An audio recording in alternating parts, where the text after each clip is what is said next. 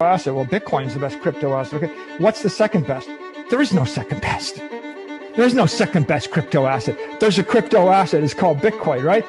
Right? There's no second best. Okay, but take all your money, buy Bitcoin. Then take all your time, figure out how to borrow more money to buy more Bitcoin. Then take all your time and figure out what you can sell to buy Bitcoin.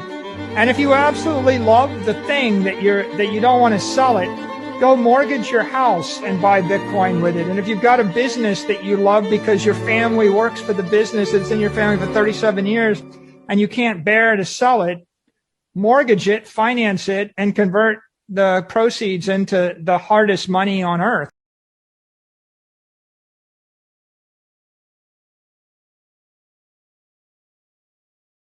Off, everything's 99% off. It's time to buy, man. But what is going on, you guys? It's how to get super rich in crypto. This amazing stream is brought to you by the Crypto Mindset course. Pull the screen up. Crypto Mindset course is going live September 8th, you guys. It's the 9/11 course, 9/11 edition, the black edition. It's the planned demolition of the dollar, the planned demolition or attempted demolition or murder of crypto. But we shall survive, man. And we're going to teach you guys everything you need to know from A to Z when it comes to getting into crypto, as well as what these fucking trifling motherfuckers are doing. We've got a lot of enemies. There's even some crazy shit going down with the CCP and involvement with Ethereum. Yikes.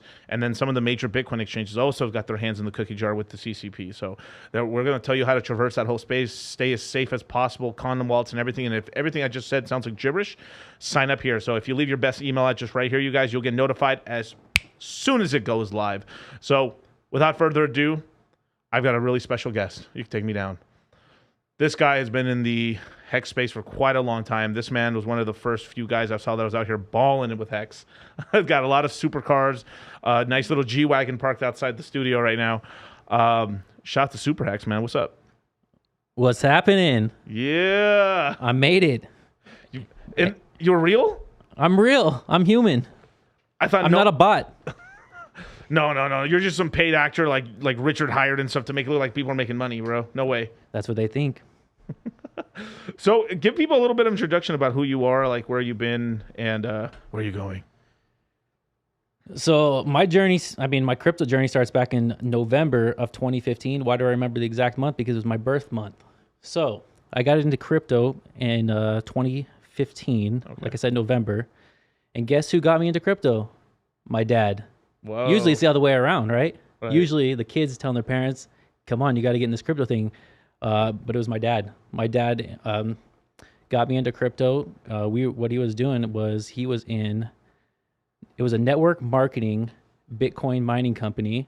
And I'll name it just because they're not around anymore. Bit Club Network. Oh, did you ever hear that? Yeah. I heard about them, man. I know I know what happened with that, though. So that's how I got my introduction to Bitcoin. And then I started from there. I wasn't really buying more mining contracts. I was just buying the coins themselves. Smart. So I remember my first Bitcoin was $250, and I bought my first Ethereum for $8.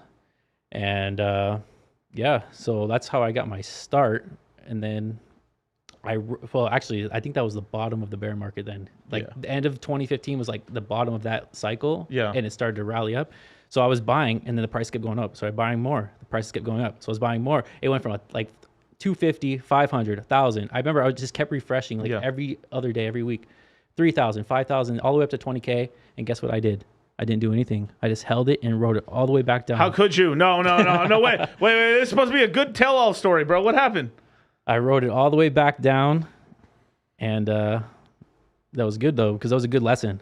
And it reminds me, what we're going through right now reminds me of that time.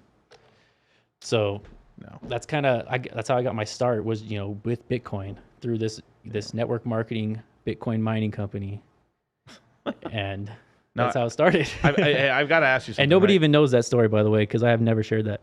Hey, exclusive, man. Hell yeah. We're going to have sound effects for it. We're going to have like blast horns and everything.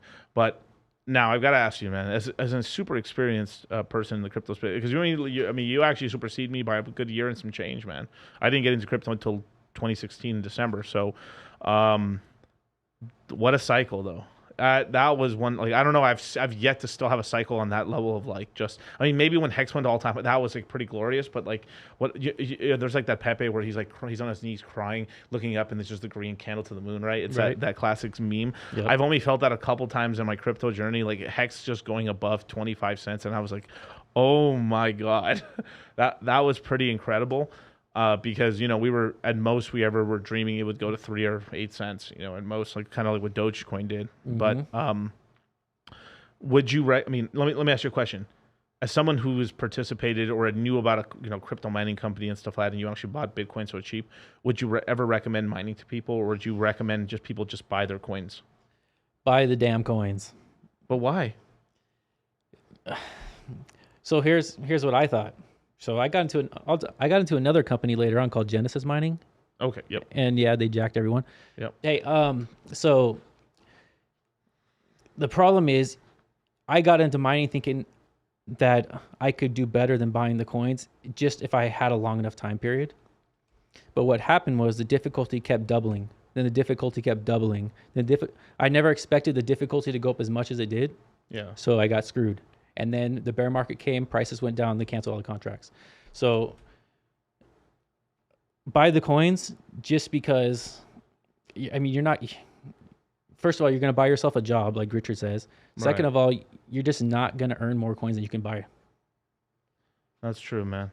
So, it's really hard because, everyone comes into Bitcoin or crypto thinking like, oh, I'm a mine. Like the last Mohican left is really just what Bitcoin, Litecoin, and then some like whatever sub coins. Like there's really not that much proof of work anymore. And then even on proof of stake, it's still, there's a certain amount of work, and if you fuck up or if your computer goes down, you can start losing money and stuff. So even in staking Pulse chain, there's still some prerequisites there, and hardware issues and internet issues and stuff like that. And then if you code something wrong, oops.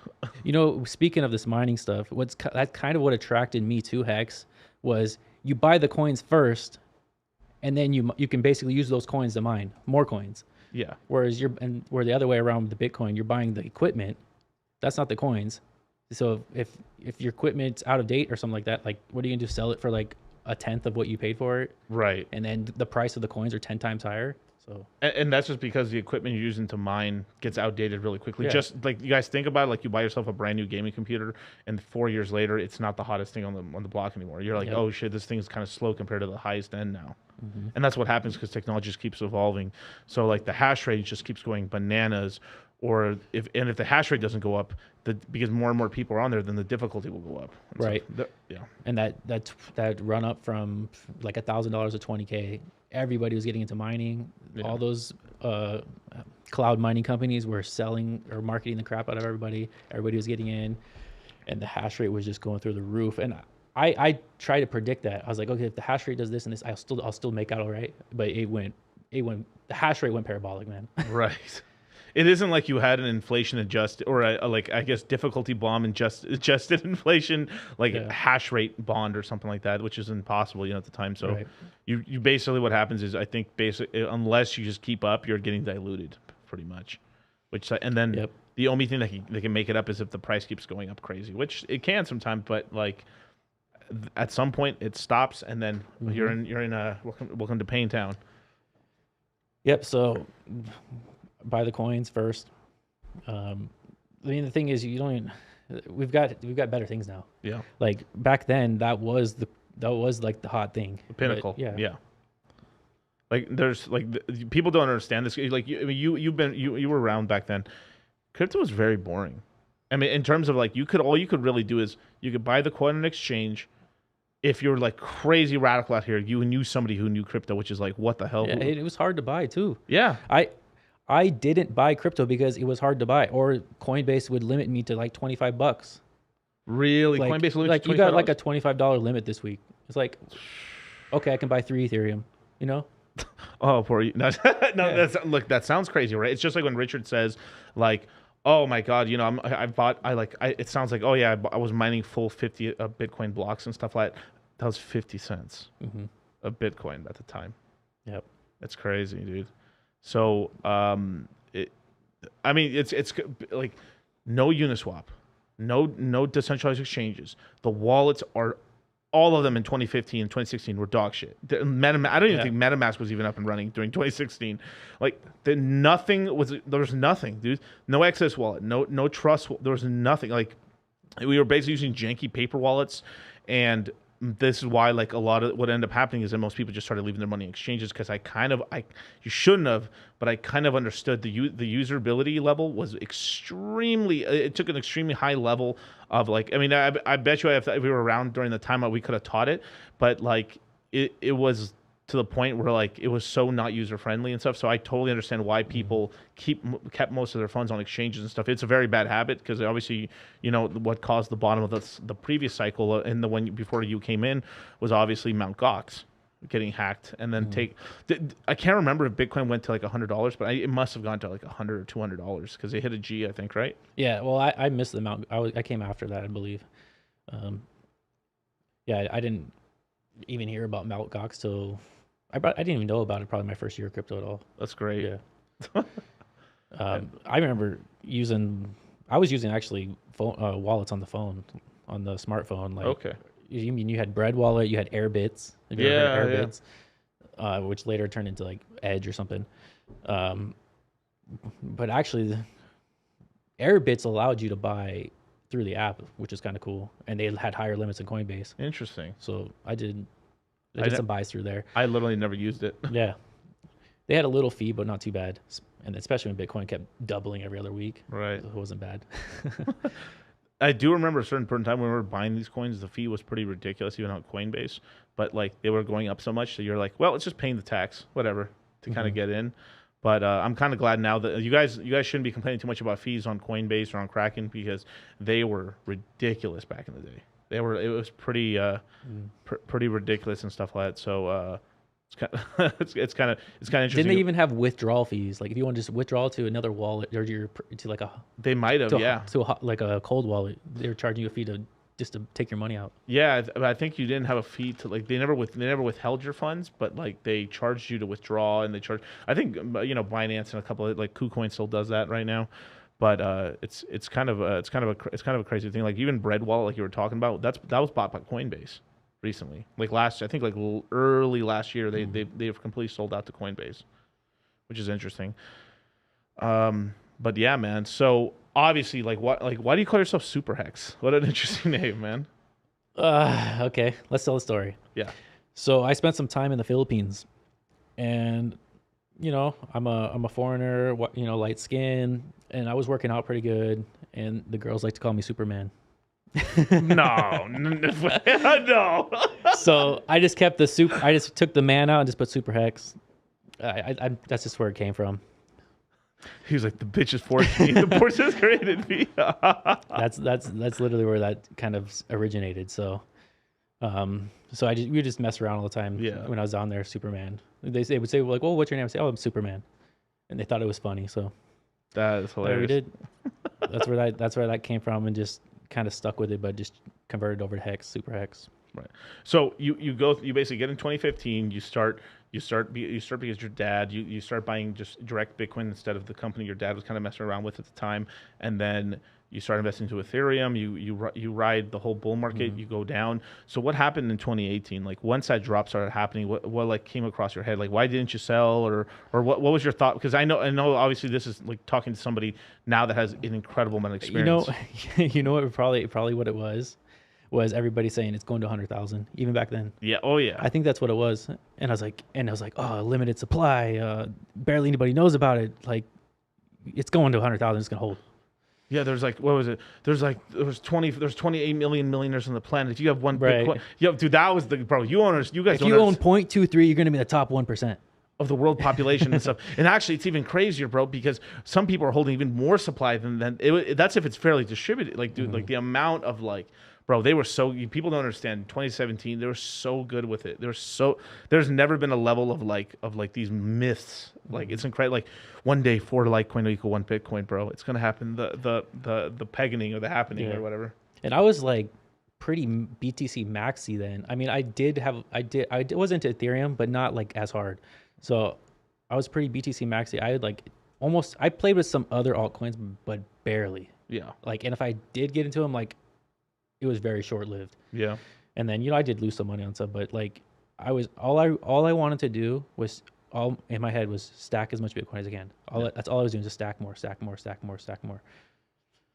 No, I feel you on that. Like, honestly, I've told most people this. If you just bought whatever you could have bought on like Coinbase in the beginning of 2017, Bitcoin, Litecoin, Ethereum, how did you not make money?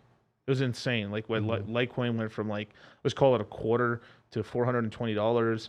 Ethereum went from a quarter to like $1,400. Bitcoin went from, let's just call it depending when you got in, like $200, $500, $1,000. It went to 20 G's. You got a 20x, a Jesus Christ, and not too shabby. Like damn. On the 3 main token, but that's when like crypto was more concentrated. Now there's so many like vectors, and there wasn't stable coins and shit. Like. Yeah. It wasn't, but so you held that down. It started going down and stuff, and then. So we went down, right, from 20K down to like 3,500, if I'm right. And then didn't you have that kind of, what was that, Ponzi scheme pump to like 14K? BitMEX? No, not BitMEX. What's it called? It was there was like some Ponzi scheme or something, and it went up. One token. Yeah, it went up to 14K, right? Glorious. Everybody thought, oh, the bull run's going, and then that collapsed. And then you had like the COVID thing right after that, I think. Yep. I remember during the COVID dip, I was actually scared. I remember that. Yeah. So that's why, like today, I can use my like these past things for what we're dealing with right now today. Right. So I remember I was scared in that time, and then look what happened. Bitcoin went to $69,000. Right. So, I mean, when you go back to what we were talking about earlier, the first thing is you got to put your time in. Yeah. Like there's people who just got into crypto 3 months ago and they're pissed. They're mad because they're not rich yet. It's like I've been here for 8 years and I went through ups and downs. Like I felt rich and then I was poor again. And I felt rich and I was poor. It's like it's these cycles. It happens. And then on top of that too, a lot of these guys are like they're 18 or 25 and stuff. And then you got some crazy dudes that are like they just got into crypto at 45, 50 and stuff, and they're like gambling with like, and I call it gambling because it's not investing when you start getting in that age and you're playing around with the house money. You know what I mean? Like, dude, you got kids, bro. Like, what the fuck are you doing? You know, like, I mean, this, like, people really misunderstand this when I say this in the courses and stuff. When I say, yeah, like, obviously money's money, right? But what I mean by this is like the time. So your time is cheapest when you're younger, right? You're super abundant. You're really strong and stuff that you could like as an example, you could fuck around till 25. You shouldn't, but you could fuck around till 25 and get your life together afterwards. I've seen so many people do that and stuff. You get a lot more time on, you got time on your side, right? Yeah. You have all this time on your side and stuff. You can fuck around and do all. You shouldn't fuck around. Like try to like if you can find your passion, work towards it, because then you'll be so much happier because you'll be younger when you finally hit the nut, right? But like, or you'd be like me and stuff where like I find something that I like and I'm just grinding, making no money for like ever for like it's kind of like how you said it was like 7 or 8 years of just nothing, and then I started making money. And then I'm like, oh my God, fucking finally, I'm making money now and stuff like that. And then I find my real true passion, which is investment, and like it was like teaching and stuff. But it was like that was a really difficult sort of thing, because it's sort of the thing as a man, you kind of whatever you're good at or whatever it's whatever you're good at, you'll make it sort of like a semi passion. It's kind of a weird thing. So even if you didn't, like as an example, like. Even if you didn't, let's just say you were like a master, like you could make custom microphones, but you didn't, like you just did it because you learned how to fix your own microphone one day, and then you start making custom microphones. You don't really like microphones, but then you're like, everyone's like, you're that motherfucker when it comes to microphones. You're like, I really do like microphones. I really do like the quality sound of mics and shit. And then, but later on, you actually like, you've always been like a super interested guy in skiing or something, and then you get into skiing, you're like, oh, this is what I really love. But like you learn to love things as a man, like you hoes, but like, yeah, it's oil rules, right? But it is kind of a kind of crazy thing where like you could waste a good portion of your beginning of life, but like this is why I equate it to money is like get those learning steps and stuff, because what's really hurting now kids and stuff. I mean, obviously you're about the same age as me, man. And we grew up in an era where, like, I would say even up to our middle school years, we weren't really even on the internet much, or phones at all, really. Like I didn't really have I wouldn't even call it a smartphone. I just kind of had a phone in high school. I think I was the first kid at my school with a phone, and it was like 6th or 7th grade. Damn, son. What did you have, the brick? No, like so this kind of goes back to my dad. He was always like kind of forward thinking and ahead of the curve. So like he found Bitcoin before me. Yeah. Like, and then cell phones are kind of getting popular, and he's like, Charlie's father. Here's a phone for you.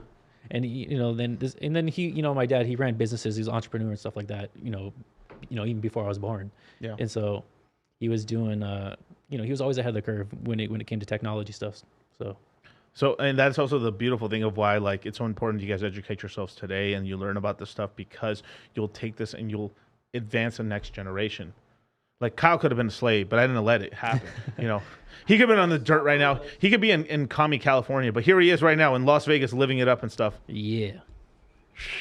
He's just scooting around, hanging out with Rolo every day, doing all kinds of crazy shit. Like, not too long ago. Yeah. As a matter of fact, yo, Rolo, fuck you. No, but but these are the sort of things that, like, obviously that's random. Like you don't choose who you're born to, right? You just are born, right? But that is kind of a really powerful lesson to know that, like, hey, if you do end up having kids, that you're like, it doesn't matter in what field you are, you should always be sort of attached to somewhat of technology a little bit, because you could put your whole kid on. Like, if I can imagine this, how much I'm into YouTube. Imagine if, like, let's just say my father, as an example, was like, he was on YouTube super early, and he was like, dude, check this out. You guys should do some videos.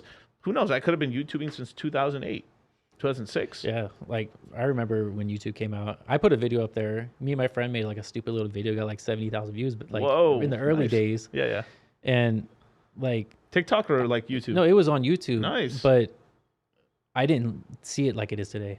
I just thought it was just, like, a stupid place, just people just post dumb videos. And right. Chicklet views and I didn't see where it was going to go. I mean, most of us didn't really, like, it didn't dawn, like, even for me, like, it didn't dawn on me how crazy YouTube was until 2012, because I started seeing the birth of, like, the vlogging YouTube, the vlogging bodybuilder guys, because, like, I was super into bodybuilding, and I was trying to learn, and, like, Like everyone was just basically a pussy or some fucking drug dude who didn't even know how to lift. Like it was pretty crazy. Like Kyle remembers this. Like he saw some guys when we were lifting in the gym that were like doing the stupidest things, and then they were just geeked out on drugs, and that's the reason that meth probably. Yeah, these dudes. I mean, like the secrets of weight loss. Let me do the secret of weight loss. Miguel, let me tell you the truth. Adderall. He'll just tell you because it just kills your appetite, and that's really what it is because it's just appetite suppressant, really. But shout out to John Zerka. I think we're trying to get him out here at the end of this month, which is pretty soon and stuff like that. We'll see if we can make it happen. Maybe the beginning of next month. But yeah, it's kind of a crazy thing. Like you can this is why I push if you can get 18 years old, 19 years old, and just get into crypto, learn. You're gonna lose money. Who cares? Mm-hmm. Just get into the space. Yeah. And this is beautiful. It's just because there's community. I lost a lot of money to get to where I'm at. I can tell you that. A lot. I mean, especially back when I didn't have a lot of money, and the amount of money I lost, it was not fun. But I got to learn, and actually, it's funny because a lot of the lessons I learned in my early days of crypto is reason why I liked Hex. Crazy as it sounds, is it kind of fixed all the problems that I ran into, where people running off with my money, or that was the big one. I didn't like not your keys, not your coins. And I had money in wallets that were mine, but not really mine. And then what are you talking about? No. For example, Big Club Network. Yeah. Boom, shut down. Yeah. Can't access your funds, Don. Right. So you had to request a withdrawal. Somebody in the back end had to actually send the coins. Move it. Yeah. Right. And there's some other, just about every cloud mining was just like that. You know. I never understood cloud mining. I knew from the jump that was stupid. Yeah, it was. Big Club Network, if you got in 2014, 2015, you defined. Yeah. After that, it really slowed down, and then until it basically scammed out. So, it's Hex was your whole. That's my biggest thing. Yeah. Was you hold your own coins. I saw so many people get jacked, including myself. So that was the biggest thing. The fact that you could earn. Because that's another thing I was attracted to Bitcoin mining is it's kind of like an income, you're earning a little bit over time. Yeah. And I was like, oh, Hex is kind of like earning the income, but it's not going to this account that somebody else has got the keys to, Yeah. So I'm in control the whole time. Yeah. It's going to its own kind of contract or a little account. And then when time is ready, you can claim it basically. Right. This is why I didn't during I won't bring this up anymore, but during the Island Boy debacle or all the stuff that's going down and stuff, where I was getting I didn't care if people selling their eHex or their pHex, it's whatever, it's your coins. Where I thought it was really stupid is why are people telling people to emergency unstake all their Hex stakes? Just leave them there. Well, what's the point? I mean, what's the point? Because you're a lot sure you can get away with staking stuff that comes out in a year from now if you did OG stakes, but most people got in 2021. And their stakes are barely a year and some change old, 2 years old, and then they don't understand and they're incurred. I saw. I mean, you obviously saw how the payouts were back then. You saw how many people got just completely decimated from emergency unstaking and stuff. Mm-hmm. So, not so great. I was just on Twitter this last week, and you saw some people get nuked, and they've already served 500, 1,000 days or something. It's you were sometimes I wonder what's going on in those scenarios. If it's on purpose, if it's not on purpose, is it accident, or they just weren't educated, or what? But yeah, it's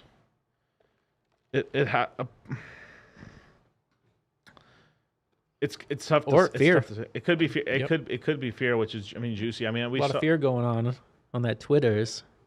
Why are you guys scared? It's hilarious and stuff. I mean, it's kind of funny. I see every time someone posts something bullish, I see people quote tweeting them, not on Twitter but on Telegram chats, making fun of them all the time. Look at this retard thinking it's gonna be sunshine. This is what I didn't understand. I'm not even gonna say the names. I was going to, but there's a lot of projects that did sacrifice phases. And this is in the Pulse Chain ecosystem, Hex ecosystem. Good projects. They are going to come out. But a lot of these token founders here are kind of fudding Pulse Chain and Hex and stuff because basically I have a coin now. Let's try to get money into my coin now. Right? Let's be for real. That's what it is. Right. I don't give a fuck what, because look, this closed system, you're just going to move the money to this direction or that direction, right? right. Yeah, and my chat's going, that's Clark Kent. You can't tell me no other way. No, but yeah, it's like, you know, all the purchases, like they're like they're never gonna say that publicly, right? They're gonna say like, no, we like it's all about community coins and this and this and this. Well, like let me tell you this, guys, retards, and I'm saying this with like my heart here. If Pulse Chain and Hex died, y'all just lost all your money and your other coins anyway. Your projects are worthless because I'm fairly confident you won't hack it on some other network. Maybe there might be one or two, maybe. And if you did, it's going to be hard. It's going to be because it's like starting. You got to build like a brand new base, you know? Because you're a loser. You're going to be a complete loser, nobody in the other chain. Like you're just like, oh, these are scammers from Hex after it died. Mm-hmm. Like, oh, fuck these guys. I ain't helping. Like, who's gonna put liquidity over there? And then your main base of people, you help wreck them, and then you see how the math, all this math is just seems so stupid. They get wrecked over here. They don't trust you over here anymore. You know, so you got to start over. Right. And then there comes that whole. Now this is the allegedly part, right? Let's just say that does happen, allegedly, right? Are you gonna return? You know, whatever the sacks are. Is that going to happen? Or have you been spending it? A lot of cocaine and hookers? Because I am fairly confident a lot of you fucking fat fucks have you doing cocaine and hookers. Not all of it, but like I know some of it's on chain, but is it going to get returned? I don't. Nah. I mean, no, it's not, right? And then, you know, this is why a lot of them also don't show their faces. And this is why, like, and some do, but like, I understand why there's legal reasons, right? There's like, you just can't in the States. But like, even if they're on other places and if they let their U.S. citizenship go, they still aren't showing their faces. Yep. I mean, I guess moral story: if do what you said you're going to do. If you're going to build something, go build it. I mean, I know sometimes it takes longer than you expect, but as long as people have good intentions, I'm cool with it. But if not, that's that really sucks for the people that sacrificed. Right.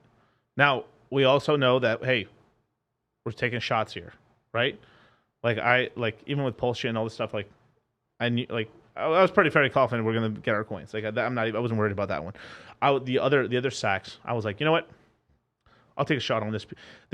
Am I gonna ape? Did I ape 90% of my dry powder? No, of course not. But hey, you know what? I'll take some shots and +2. It's just kind of like when PulseCon came around town here in Vegas, and like everyone was crying and bitching about it. I was like, all right, what are we gonna do about it? We can just cry and just let it die and stuff, and then just make us all look bad.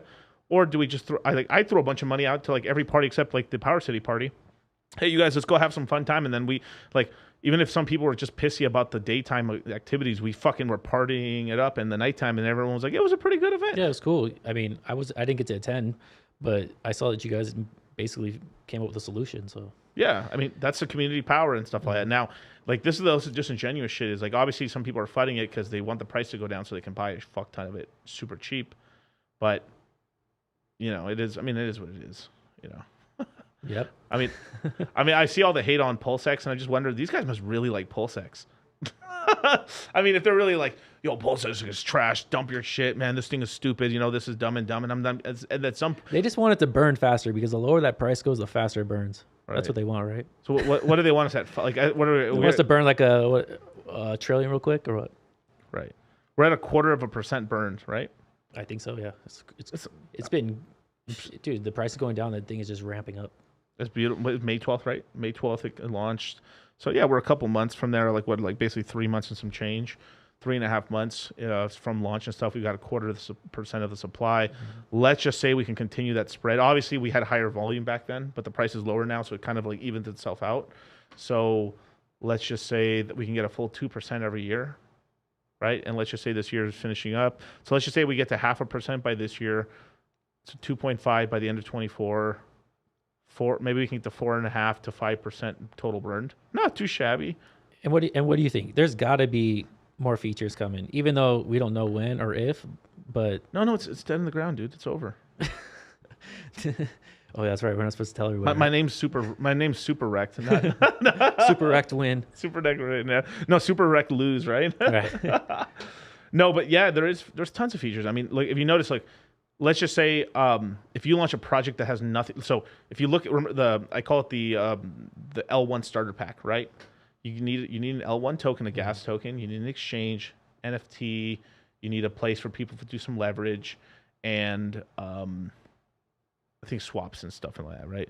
So a bridge. I'm sorry, bridge. So you have basically all of them. The NFT one's coming. The yield stuff is being taken care of by Buck and the team and stuff there. Cool, right? So and then a stable coin would be nice, but it's not like needed. But but that's like extras, right? But Richard obviously has L1 token, exchange. That's the big two he really like cares a lot about, right?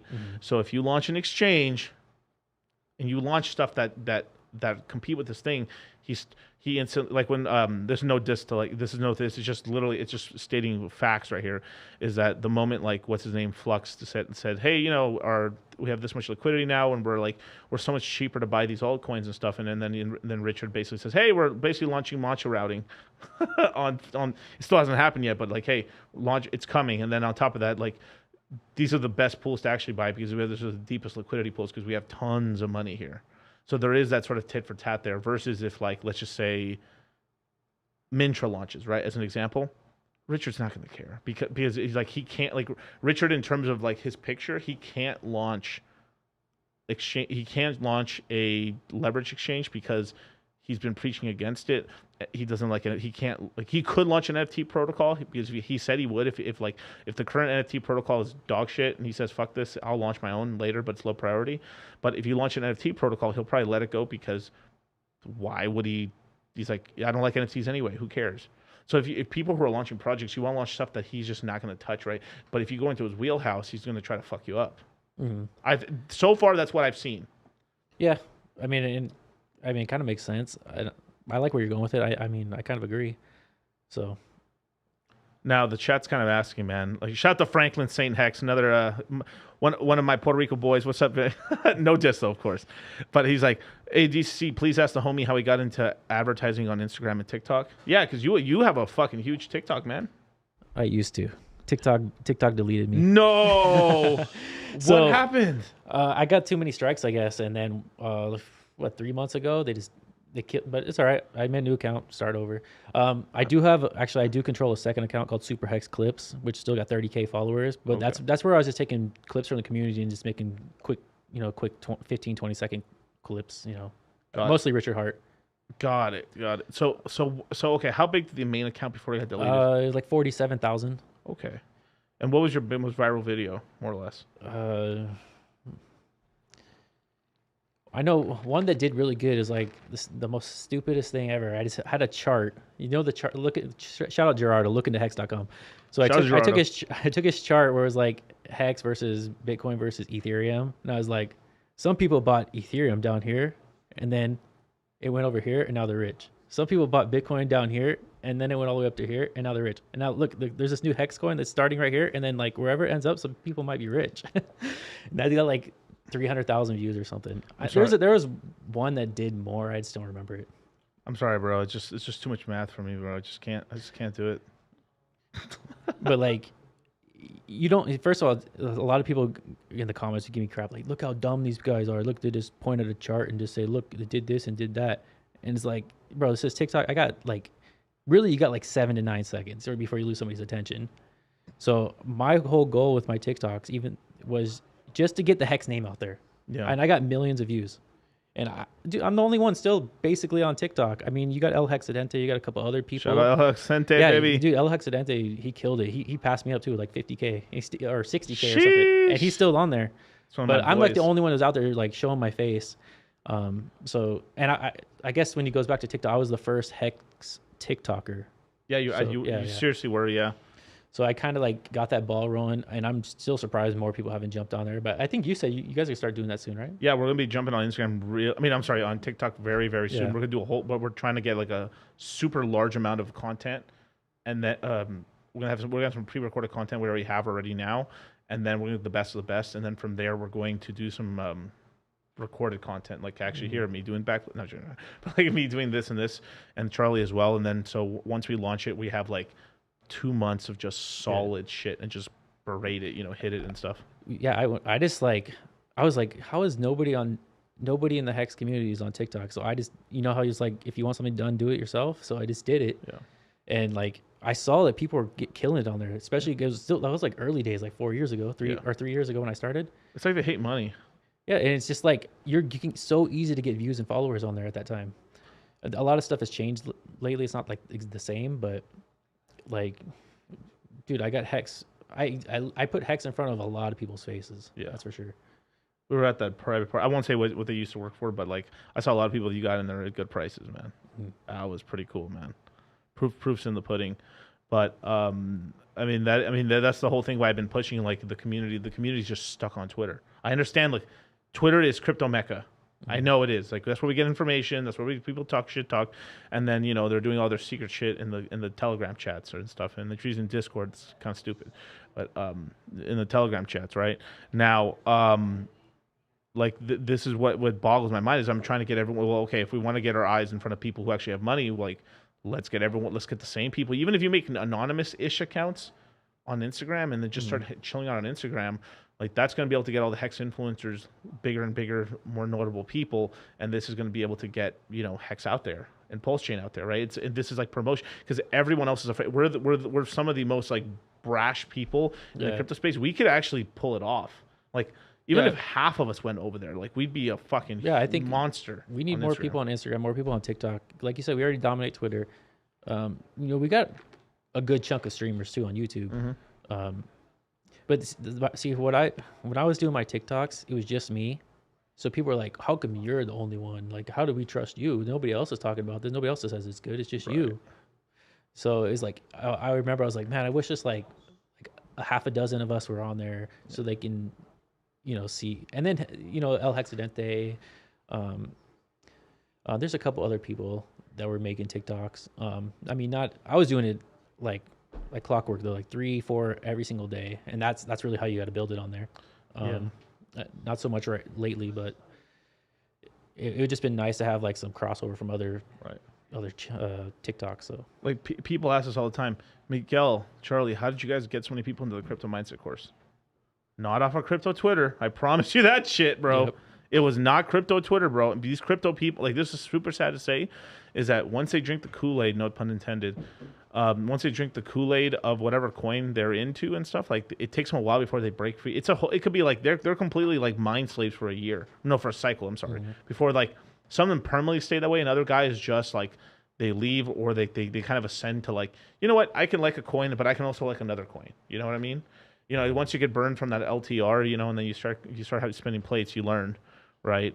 Once you've gotten really burned and shit, but it's a quite little interesting sort of thing. So Crypto Big with the $5 super chat. Isn't TikTok spyware cats? Yeah, you do it from a burner. Would you recommend a burner phone? If you're worried about this stuff, yeah, get a burner phone, completely separate from your personal phone, just for TikTok. Yeah. If you want to get crazy, do all that VPN stuff if you want. But just use a separate device just for that. I've heard South Africa is a different place to put your thing through. I don't know. just stuff I've heard in the streets. But there's a lot of that. So if you guys mind, we share my screen for 1 second. So here's a little thing, it's an interesting thing. ETH versus Hex price charts in terms of their first years of life, and this is really interesting. The left here is Ethereum, the right here is Hex, and this is eHex, I'm guessing, right? Ethereum Hex, and so look, is that the Ethereum chart? That's the Ethereum chart. Yeah, there's a lot of similarities. I thought that was really interesting. The Hex chart does this because this is the Ethereum Hex chart only. It does look a little worse, so you have to factor in the copy. Yes. Which, if you factor that in, it's not as bad as it looks on here. And then, most of the people still in Hex holding right now are stakers too, which that makes the chart even better. That stuff doesn't show up on the chart. Yeah. So, yeah, there's a lot of similarities. I just thought it interesting because when Ethereum was in this lull, right? Yeah. Here, let me go back to Ethereum. Yeah, I put another post underneath there with the Ethereum chart zoomed out. Okay. Right here. Yeah. Look, so that yellow is that chart you saw before. Yeah. So we're this is like where we're at. Both Yeah, like right where the yellow and the green touch. right there. So that's where like EHEX is right now with Ethereum right now. Now, obviously, shout out to Gerardo. Hey, Gerardo, if you guys can work on this, have like a combined EHEX BHEX price for charting stuff. That actually would be pretty useful. There is one out there, but you can't. It's not like a trading view chart where you can like measure and stuff. Got it. Well, I forget what that one is. I got the bookmark, but if you want to look it up. Yeah, but it goes down like this, and then boom, it has this big fucking massive run, which is nice, man. I mean, this is not shocking me. I mean, look, Ethereum's gonna do really well. Now, I can't promise for what Ethereum will do next cycle. The thing is like I'll tell you this right now. I was saving this for a little bit for the course and stuff, but I'll give you guys a little bit of like sauce on this. I'm a little worried with some of the stuff I'm seeing right now, how the government's acting on like how I'm super anti-Chinese government, not Chinese people government, and all the involvement with a lot of top things inside of the blockchain networks. There's a lot of CCP money everywhere, which they could use as a justification to like come after things as well. And then kind of like, why are you doing this? Well, to protect the U.S. citizen, because these things have all this and this and this investment. Well, because you assholes fucking don't allow the VCs really to throw in cash, and you make it hard for most Americans outside. They would just move to a fucking cash advantage state, or they would still be an American company just living out of a fucking third world country, but they still be an American company. You know what I mean? There's a difference there, right? Mm-hmm.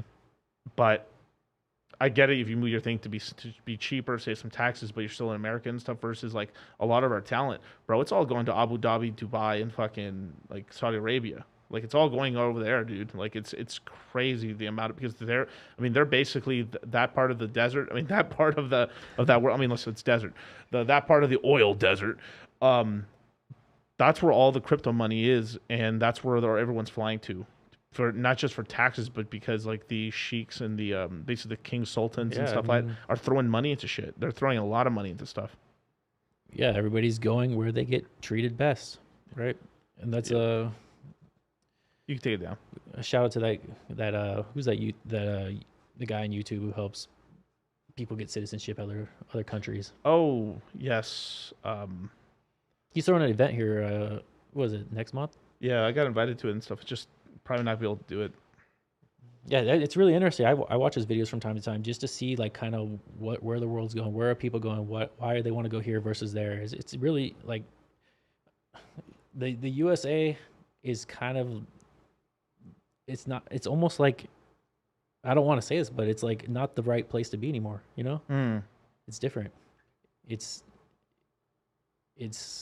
I mean, there's a reason why people are looking at other places. Nomad capitalist, right? Yep. Yeah. That guy, yeah. He's been around. I mean, he's dominating the game. That's for sure, man. Respect to that guy. He found this really like niche. He kind of found like the how to move around country niche when like the digital nomad thing was barely even popping up around with like Tim Ferriss and stuff, and the whole I would say this proto podcast. I would say it's more like blogs, the blog era, because there's really the guys. You know, not the Millionaire Story, but Millionaire Fastlane and stuff, and you know all these books and stuff. Mr. Money Mustache, and these guys really popularized this whole digital nomad stuff. And like people don't understand. Like with the birth of crypto, it's a lot. There's more lanes to be a digital nomad. But I sort of understand when someone's like, "So how do I become a digital nomad?" Like, well, basically, like if you don't have any skills or you're like the hardest thing is like if you're not known for nothing. Right, because you have to have this is why like having some clout or being a semi-famous, or kind of like Michael Sartain said the other day, is being just locally famous or just like low grade famous, like middle class famous, lower middle class famous. Then you have this protection where you can kind of jump into anything as long as it's like you're really passionate about it or really doing it, and you can make money from it. Where like somebody starts off and nobody knows who the fuck they are and they don't have any skills, they essentially have to become kind of like, hey, I'll do clips, I'll do everything, I'll do all these weird things, and eventually they can find their lane. But it's like tough, like starting any business. You're gonna eat shit for 2 years. Yeah. Have you ever thought of moving somewhere else? Yeah. I really have and stuff like that. I want to say where, but like I've got like 2-3 places in mind and stuff like that. But I honestly, knowing my fucking self, as soon as I move there, I'd be like, hey, here I am in the over here and stuff. Yeah. But yeah. Yeah, I lived in the Philippines for almost 3 years. Yeah. So I got to experience living in whole different culture, whole different side of the world. I think I do good in the Philippines. Everything's different. I think I do good in the Yeah, I mean, when at first it's a completely completely culture shock, completely different change. But I was there for so long that I got used to it. So yeah, it's. So I've thought about living other places. I'm not sure if it would still be Philippines. I mean, I could do it there. But Thailand now. that's the thing, though. I haven't done enough traveling. I need to do more traveling. Yeah. And like I would recommend anybody go, if you think about going somewhere, go live there for 6 months. Yep. Go rent a place and live there for 6 months, because it can change. Your mind can change after being there for 3-6 months. Yeah, because I've heard a lot of things. And now this is just what I've heard personally from people that I trust telling me stuff. It could be different because you could be localized. You have family there. So I'm talking about like the stuff Troy Francis and other people have told me, and some people I'm not going to name, but like I've had a lot of people, because I've asked, like, because they're traveling all over Europe and stuff, and I'm traveling I'm kind of like I've only traveled to the Americas, really, if I'm being honest, right? I've been to Puerto Rico. I like Puerto Rico a lot. It's tough with family and stuff, because you're like, yeah, how are you going to move the whole fam? Like, you're going to move like everybody over to there, It gets complicated. Yeah. But actually, that's the title of the show, is like how to get super rich in crypto, right? Yeah. Go move somewhere where the cost of living is dirt cheap, Yep. so you have more money to invest in crypto. That's just a little tip there. That's why I moved to Vegas. Yeah. So you were in Cali before? Yeah, I was in Cali, born and raised in Cali and stuff. It was a good part of Cali. I really liked honestly, where I'm from, it's like, I think I personally believe, not personal, I done right here, right? Is like, that is, I Monterey, the 831, that area and stuff has got the best weather in California. Like, not too hot, not too cold. It like, bro, it's like the best weather in the world, and it doesn't, and not the annoying moisture in the air, like in terms of like where you feel like you're just getting cooked alive. Yeah, not hot and muggy. It's just it's just a nice feeling, yeah. Right, but besides that, moving over here, it's a lot drier. It's cool, but like the tax savings alone, just having no state tax is nice. The rent here is ridiculously lower on average and stuff. So I mean, you can get yourself a really nice place for $30,000 a month. You want to know how much I rented a 3-bedroom house in a gated community in the Philippines? How much? $300 a month. a 10x lower. Yeah, it's wild, man. Like, a lot of people don't know this stuff. They just don't know exists because they're in their bubble. They're in the slave mind. They don't know what's they don't know what's possible. Yeah, and then even the Matrix, and you could say the Matrix, you could say women, but they're protecting themselves. Like, there's this whole have you ever heard of something called a passport, bro? Yeah. Yeah.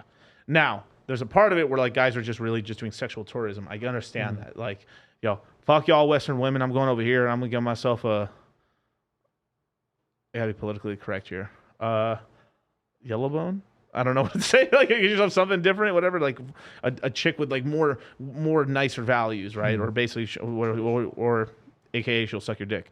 Let's be for real with a lot of these guys, right? But there's entire things too where you're like, yeah, you go over there and then you like the culture, and on top of that, like, it's a really nice place to live and it's way cheaper, and then you make your money online. It's like this is how you get another way to kind of it's basically another way to supercharge you getting rich and stuff, right? And then it gets you this kind of world. It's kind of, imagine if you did even if you did it for 4 or 5 years, you traveled to 3 different countries, you live there for that amount of time.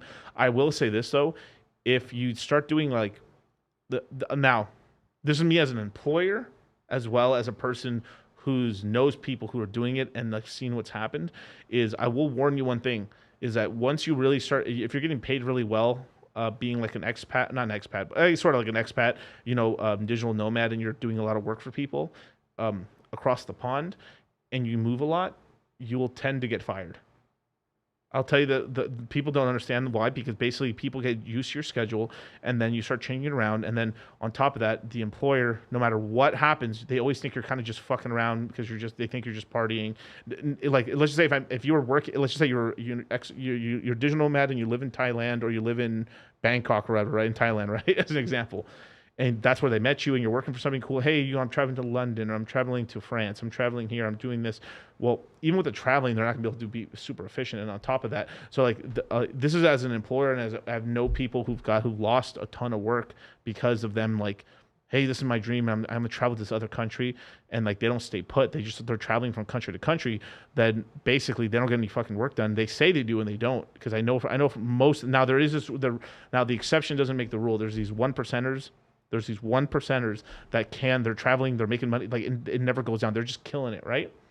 But it's usually because they have some sort of very, very good, very high level skill Now, if you're a little more in the middle to like lower end, they can get. This is personal experience, just from people I know and I've talked to, and I know a lot of these companies that are like expat companies and stuff like that. That like they tell me that all the time.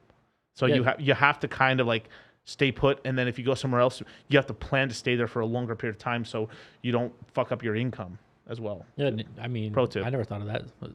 Interesting take, huh? Yeah, but this is just like, but if you're like if a YouTuber and you're a YouTuber, like it doesn't matter, then your income doesn't go down because it's like, hey, you guys, I'm okay. Like, so you're basically just saying if you work, if you're employed by somebody, but if you're doing your own thing, oh, you're fine then. Yeah, you're fine then. Yeah. But I'm just wondering because most people, most digital nomads are working for other people. They're not working for themselves. right? It's kind of weird. You would think it was the other way around, but like there's a huge amount of people that are usually copywriters, or they're like they're YouTube clip guys, or this and this, or managers, or whatever the hell they're doing, right? Like the traveling. If you're traveling around a lot, what ends up happening is you're gonna be on the airport, you got over here, you're gonna be on the train, not the best network, boom, boom, boom. Well, I got to go out tonight, and then like. Obviously we're not stupid. People are partying and they're having fun, and they're like, well, dude, I've never been to Amsterdam. I got to go out, and they're like, oh my God, a space cake. Protect the innocent, right? But that's kind of what happens. And so it's just an interesting thing is like, you really got to make sure you secure that nut first before you like, okay, if as an example, let's just make it the most like Bangkok is the most like, like it's the most like generic one, right? No, rest in peace, Hong Kong. Right. But like, if you're over there in like Bangkok and you're really there, right? For a year and you build that income right? People think, where are you at? Oh, they'll throw jokes and stuff and you'll be making your money. It's fine. And then you decide to move to Australia or here or there. That's fine. But it's just basically choosing a spot, staying there for a good chunk of time before I'm doing a move, and not just doing like these multi-travel moves and stuff. But that's one. I mean, that's just one tip for the digital nomad and stuff like that. Were you getting? What type of work were you kind of doing overseas and stuff when you were in the Philippines? So what originally brought me over there was a buddy of mine was opening up a barber shop, and he said, hey, you want to be an investor in it? I said, yeah. So that brought me down there. Okay. So that was the original reason why I went down there, and met a girl. So that happened, and then stayed. So I stayed. So as far as work wise, like I was I already quit my job. Yep. I was already traveling around. Like, yep. I was kind of doing this, a little bit of traveling / trying to invest in other things. So, invested in the barbershop. That was right before COVID happened. Got it. So guess what? Down there in the Philippines, everything shut down. You don't go nowhere. You stay in your house. How crazy did it get? Did it get crazy in the Philippines? Because I remember in Puerto Rico, it was like crazy. It was pretty bad. Like, I mean, they're not letting you in the store unless you got a face mask and a face shield. And a face shield? Yep. Oh, my God. You got to have the face shield on. You're not, you can't get a haircut. So we went out of business. We just shut it down. Why are we going to pay that expensive rent every month? Right. They still want to collect rent. So it was, so that's what brought me there, but it was cool. Like a good experience. Right. Got to see a different part of the world, see how how people live. Actually, like right when I just moved there was right when Hex launched.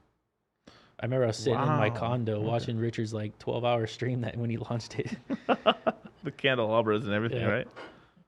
I think that was the Tone Vase the same day, right? Didn't they do that right after he launched? He went on stream with the lawyers. I think yeah. So yeah, it was late at night. I remember just watching the whole stream, stayed up. It's crazy, man. So this is like what, 2019? So yeah, December. I mean, yeah, 2019 December Hex launched. I just got down to the Philippines to stay there for a while, because I was kind of like there for a month, back in the States for a month, there for a month, and then I finally was like, I was gonna stay there for a while, and so that's right when Hex launched. So all my TikToks, if you notice, you might hear a rooster in the background because I was making all those in the Philippines. So every once in a while you'll hear a rooster get in there because they're everywhere. Yeah. So. I mean, that's cool, man. I mean, like, shout out to all my Filipinos, man. Yeah. I met there's like a good group of people out there too, Hexicans. Yeah. We had like a couple meetups a couple of times. D-Raj, I met him. Some other guys. So there's Hexicans all over the world. It's crazy. It's crazy. You can go any country, any state, and there's a Hexican there. Yeah. Just throw the bat signal out. Yeah, just be like, hey, what's going on? You know, I'm gonna be here. Anyone be in town and stuff. So that's interesting. So all right, so you found out about Richard because of that. You got into Hex. So what did you do? The AA lobby? Did you end up just like waiting and just buying later on Uniswap? What did you do? Yeah, so I participated in the AA lobby just for a few days. Okay. The first, I definitely the first day, second day, I'm pretty sure the third day. I took a break. Probably just came back like a week or two later. Okay. Didn't hit the bottom. I missed that, and I was a Bitcoin guy, so I did the Bitcoin free claims. Yep. And I wasn't excited about Hex when it came out. He launched it. I said, "Oh, it's just another cryptocurrency. You know, I'm just gonna stick with Bitcoin, safe. You know, let's just see what happens with this Hex thing. I'll just get a little bag, Right. see what happens." God will pumped it. Boom, got my attention. Right. Shout out Discourse Syndicate, because that changed my whole trajectory from there on out. Were you one of the? Did RGG do it on himself, or you helped him? No. Okay. So okay. We all talked about making Discourse. We want to do a group show, right? Yeah. Hexologist made the YouTube channel. I was trying to, because I was working full time. I had like 2 businesses running at the time. I was trying to get everyone to do the next day, and then they ended up just doing it the day before that. So I missed the first episode. After that, I was on the second episode, and from there, basically Hexologist only did the first or second show with us, and says, "Hey, you guys, you know, I'm streaming like every fucking day. I can't, like, bro, I just can't do 2 shows." So he passed the Discourse Syndicate stuff to us, and me and RG3 ran it. We ran it 50-50. We're just that was us basically. So like, shout out to you and RD3, because like, you guys put that show out there. And you guys were still figuring out Hex, and I was just following along with you guys. And then, you know, as time went on, I was starting to get real excited about it. And then I just started dumping a lot of money into it. So, so Godwill pumped it, and I believe it came down to kind of, what do they call that? Kind of like did that like U shape bottom. And so right about that bottom, that U shape, I really started buying. That's yeah. And Shout obviously you were buying RG3. I'm thankful for you guys, man, because if it wasn't for that show, I probably would never dove in deeper. Dude, I really love that show, and so I never knew how much that show would change my life, like Discourse Syndicate and stuff. Or me and RG are still buddies and stuff. Good friends with Kinetics. Everyone. I'm good friends with everybody on there. Actually, I should. As a matter of fact, I'll see if I can do it on the show one of these weeks. I'm just gonna jump in, like, fuck it, booga booga. Like, I'm gonna show up on the show, but I always have an open invite to them. But like, but basically, yeah, we did the Discourse Syndicate like. You could check the stats. I probably was the one on the show the most for the first year, because like they had family. There's some, you know, I don't want to say, but they both had family emergencies that happened, right? But you know, I was on the show basically for about a year, and under the name of Litecoin Moses. That's right. That's right. Trivia question, you guys. Litecoin Moses, Hex Jesus, DCC. That was a crazy time too, because that was the lockdowns too, and everybody's in their house. Everybody's like, it kind of like almost helped boost. That was another boost into like for Hex, I believe. No, it was a huge, it was a huge boost. And then people got the Uniswap airdrop. Then they got the COVID airdrop, and the head drawn airdrop. The head drawn airdrop. Yeah, 1 inch was okayish and stuff. It wasn't on the same level, but it was nice. It was free money. I took it. Yeah, it's free money. Yep. But Yeah, but basically, I was on the show for a good about year and a half. No, maybe like year. Hey, did you get the Tornado Cash airdrop? Are we allowed to talk about Tornado Cash? Probably not. Honestly, like, you guys, yeah, don't mention FYI, that name. don't even mention the name. Don't even use it. What is that, anyways? I don't know. They fucking. I just heard something about it on Twitter. They arrested the 2 founders. Yeah. Straight up, like, they're arrested and they're in big trouble. They got them under money laundering and all this stuff. Like, how, right? But still fucked up. Yeah, it's still really fucked up. Yeah. So not too great. It's not too great there and stuff like that. But it just it just kind of is what it is there, right? So this is why, like. Sorry for bringing the energy down there. No, it's fine. But it's an important thing we need to, like, kind of talk about a little bit. It's, you know. We're losing our privacy, right? Yeah. We're losing a lot of our privacy. So hey, I guess Black Label Expat wanted to know what was the AA lobby. He says it was before his time. The adoption amplifier. Yep. That was kind of like the. Well, you could probably explain it better than I could. Yeah, basically it ran for about it wasn't a full year, but basically a full year as an example. So every day at like let's just say 5 p.m. Pacific Standard Time or 00 UTC time, you would have a chance to deposit some Ethereum into the so imagine like you had this one like contract, and then you could put an Ethereum or a half an Ethereum, a tenth of an Ethereum, whatever Ethereum you want into the pool. And what happens is as soon as the 0 UTC time clicks over, okay, boom. How much? It would then from there take the average of take the full Ethereum, then divide it up the amount of hex I would then give away that day, and then you would just get the Ethereum in your you would just get the hex in your wallet every day.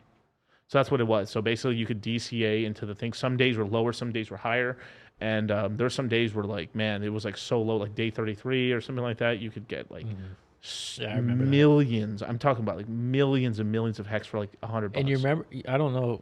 For me, when I saw that, it wasn't easy for me to jump in. Yeah. Because I was like, maybe it's dead, and it's like, if you've been here for a while, you should see these patterns. Like, what are people thinking right now? Yeah. They're seeing these low prices and they're thinking it's dead. Right. It's just like. And OGs are saying it's dead, which makes me laugh. The more people cry, the more people scream, the more people fight, the lower the price goes. Probably, usually, time to buy. Yeah. So we'll get to the buying and stuff, but but basically, yeah, it would be you'd be able to throw in money. And like, was it hard for you to buy because you were mostly Bitcoin at the time? Yeah, I mean, I kind of already had my plan. I was Right. stacking Bitcoin, and then I liked Richard Hart. I liked what he had to say. I learned everything I know about Bitcoin from him. Yeah. I was watching his videos at least a year before Hex came out, maybe even 2 years. I don't remember the exact time. It was probably one of those big interviews that caught my eye, Roger Ver or something, with when he did those interviews. Right. And then I got hooked, and then yeah, my whole plan was stacking Bitcoin at that time. And Hex came out, so I dabbled, and then the Godwill came out, and that's when it got my attention. And then I found Discord Syndicate, and the rest is history. Just Discord Syndicate. You know, as you guys were learning along the way too. Yeah. We were all figuring it out, and when we started clicking, all our eyes were just wide open. Yeah, the big one that really like shook me up was when we talked to Dev Kyle for the first time. Mm-hmm. Dude, shout out to Dev Kyle, one of the sweetest guys ever. No, you look in the background. He's like some mastermind, just launching shit. No, but he's like a really, really nice guy. Like he was the first one because he was the guy who really coded. He coded T-shirts and all this stuff. Right. So just hearing it from the horse's mouth, we're like, holy shit! Like, even Richard at the time was only recommending like, hey, yeah, we stick up to 10. I think 10's a good number to stake out to because you max out the longer pays better and everything like that. So you have like longer pays better, bigger pays better. And then you have, I think those are the main two bonuses and stuff like that and stuff. But basically, and then there used to be like kind of a referral bonus, but that was more for the AA lobby and a couple other stuff. But you had these bonuses. Basically, the longer you go out, the more T-shirts you get. Every year you go out, you get 20% more T-shirt. Boom, boom, boom, boom, boom. Right, which is basically like our mining hardware, right? And then bigger pays better is if you get above 100, it's like a 20% bonus to T-shirts. That maxes out at 100 million hex, P hex or E hex, which is cool. So basically, this is one of the big reasons why like stuff like the pool tokens and stuff like Maximus DAO, Lucky, Deci, base token are pretty cool because the big bonus with staking with them and stuff on their products is because when it reopens and they do have over 100 million hex, you also get that amount plus an extra 20% you never would have got anyway. Right. That was more. You got to take more advantage of the bigger pays better, right? Bigger pays better versus the longer pays better and stuff, which you can do yourself basically. So there's kind of like there's like money to be made with numbers basically, which is really cool. And that's just to get the whales. That bigger pays better is actually to get the whales and other people to like, hey man, well, I should throw more hex into this, and then that locks up supply, which helps price pump. So when you I remember that. What was the first one? 100 million. Yeah, 100 million. That was nice. It was really cool seeing that. Yeah, and that was for 15 years, right? Yeah. Yeah. 10, it was may have been 10. Like I can't. Been like it was a long time. I'm getting old timers with some of this data. I mean, it's just from then until now, there's just so much things going on, you know? Yeah. Like El Hexacano, imagine the t-shirts daily payout when it goes to 30 hex. Like honestly, we are I think right now we're averaging 6 and some change, and some days are even crazier, like 10. So like one t-share equals about like 6 to 10 hex per day. But we're probably gonna, before this whole bear market ends and stuff, when we start pumping, we're probably going to tap out somewhere around probably like, we might start hitting 11, 13, and then when the bull market continues on, we'll probably go down to 5. And then the next bear market, we're probably going to go back up. We're probably going to hit. You just 15. think there'd be an influx of staking? Or, yeah, people start staking again. Yeah, like, and then some people won't stay. Like, who knows? Maybe like everyone's like, no, I'm just stay liquid, because like I will say this cycle is very different than last cycle.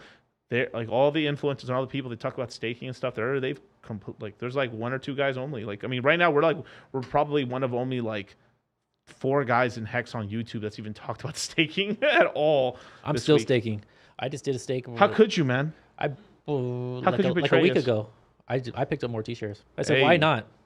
Why not? Why not? Because it's easier than it was 12 months ago. Like, I don't know. Yeah. It just makes sense. So let's talk about this. What are you currently buying in the Hex ecosystem? Are you buying Pulse Chain? Are you buying eHex? What are you buying?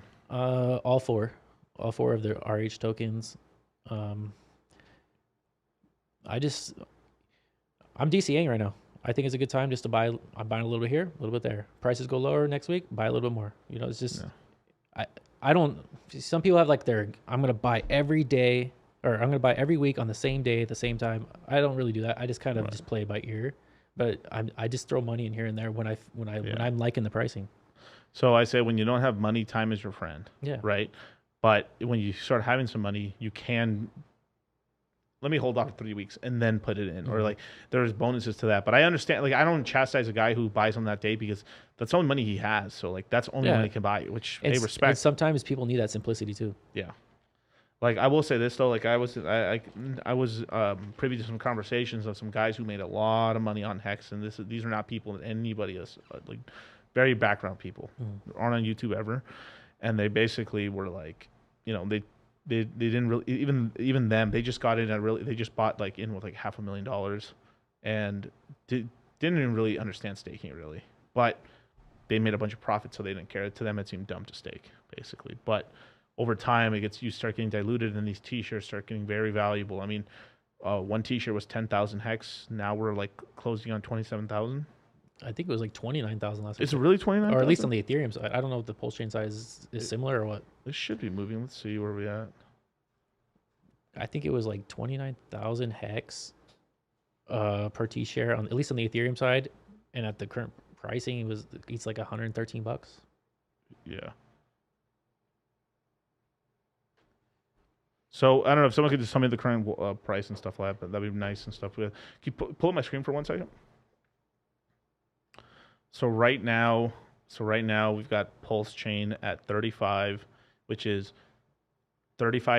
Let's just call it $36 will get you 1 million Pulse Chain. I like to talk about Pulse Chain for people in like obtainable numbers, because people's like billion this, billion that, and it was like, who, like, respectfully, like, $35,000 for 1 billion is a shit ton of money for most people. Like, really, like the average person makes 50, even if they're making 100, you're talking about like, man, this is like their they got 1 billion. You know what I mean? Like, so like I always say, like, I really do believe like a nice good bag to shoot for, if you could do it, is somewhere between 50 to 100 million.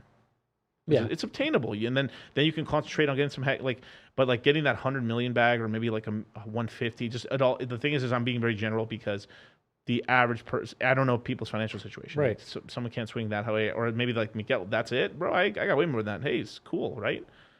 And then we got PulseX, right? It's at 10, so 10,000 per billion, or $11 for a 1 million PulseX. Super dirt cheap. You know, this was 25%. So we're 26% of a percent burned since like a day or two ago. Yeah. Not bad. Incentives, I don't buy that.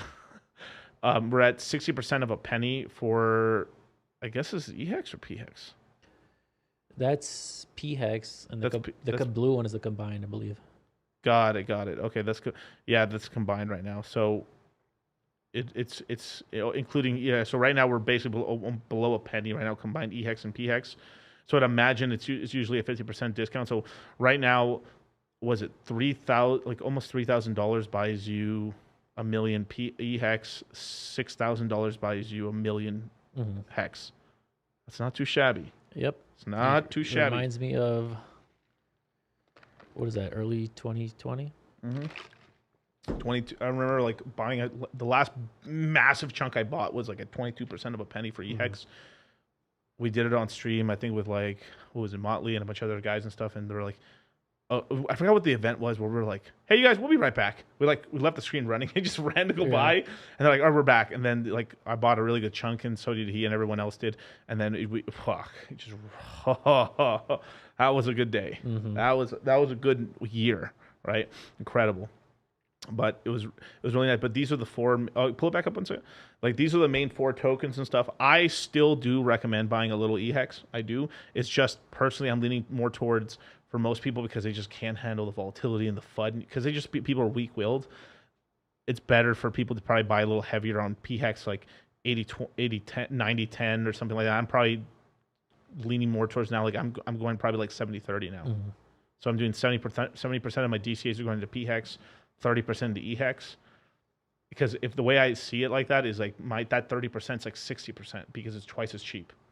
So it's like I'm kind of like accumulating at a very decent rate there and stuff like that. And then PulseX is the one I haven't been DCAing personally that much. I've done like little pepper hits in here. Like I might do another DCA here if it catch it at 9 or 10. Like right here, it's like beautiful. I'd probably do another DCA. Pulse, I mean, I think if I remember correctly, at 33 is basically the average price for like any top 10 wallet. So like the reason this price is so defended right here on Pulse Chain is basically because a lot of the top 10 wallets, SAC groups and stuff, and solo guys, you know, that's their baseline price for Pulse Chain. So this 30 zone is like a super defended one. So anytime it goes to 28 or something, like that's why it gets bought up so quickly. It's interesting. Yeah. I'm liking these prices. I'm picking up some and kind of seeing what's going to happen over the next month or two too. So yeah, there's a lot of stuff. Yeah. Definitely not dumping everything all at one time. That's for sure. Because it can go lower and you got to be ready for it. Yeah.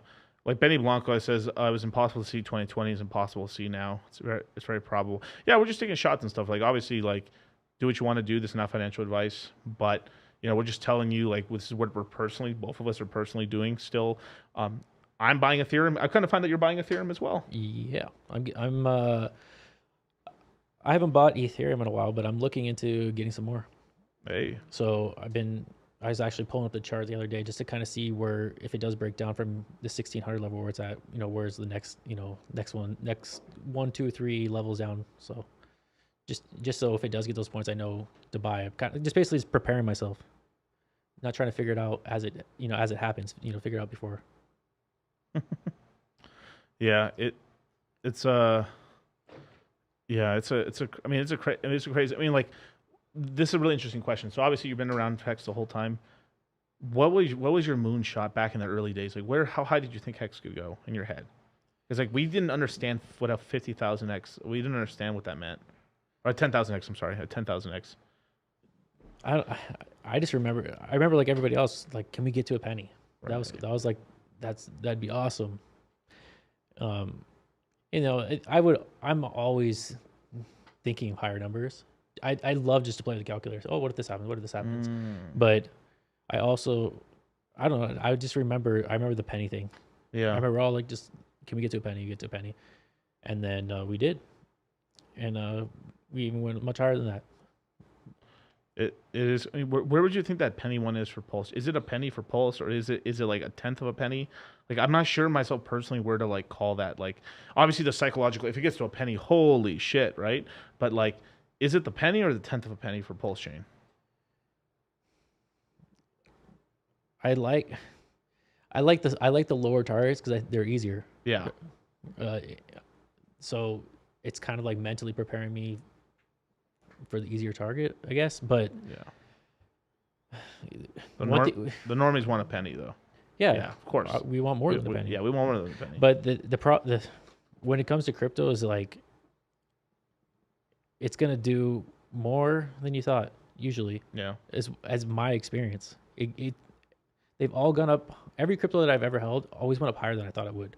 I knew it could, but I guess I just didn't expect that at least as early. Right. And then also, it goes in reverse too. It drops farther than I thought it would drop.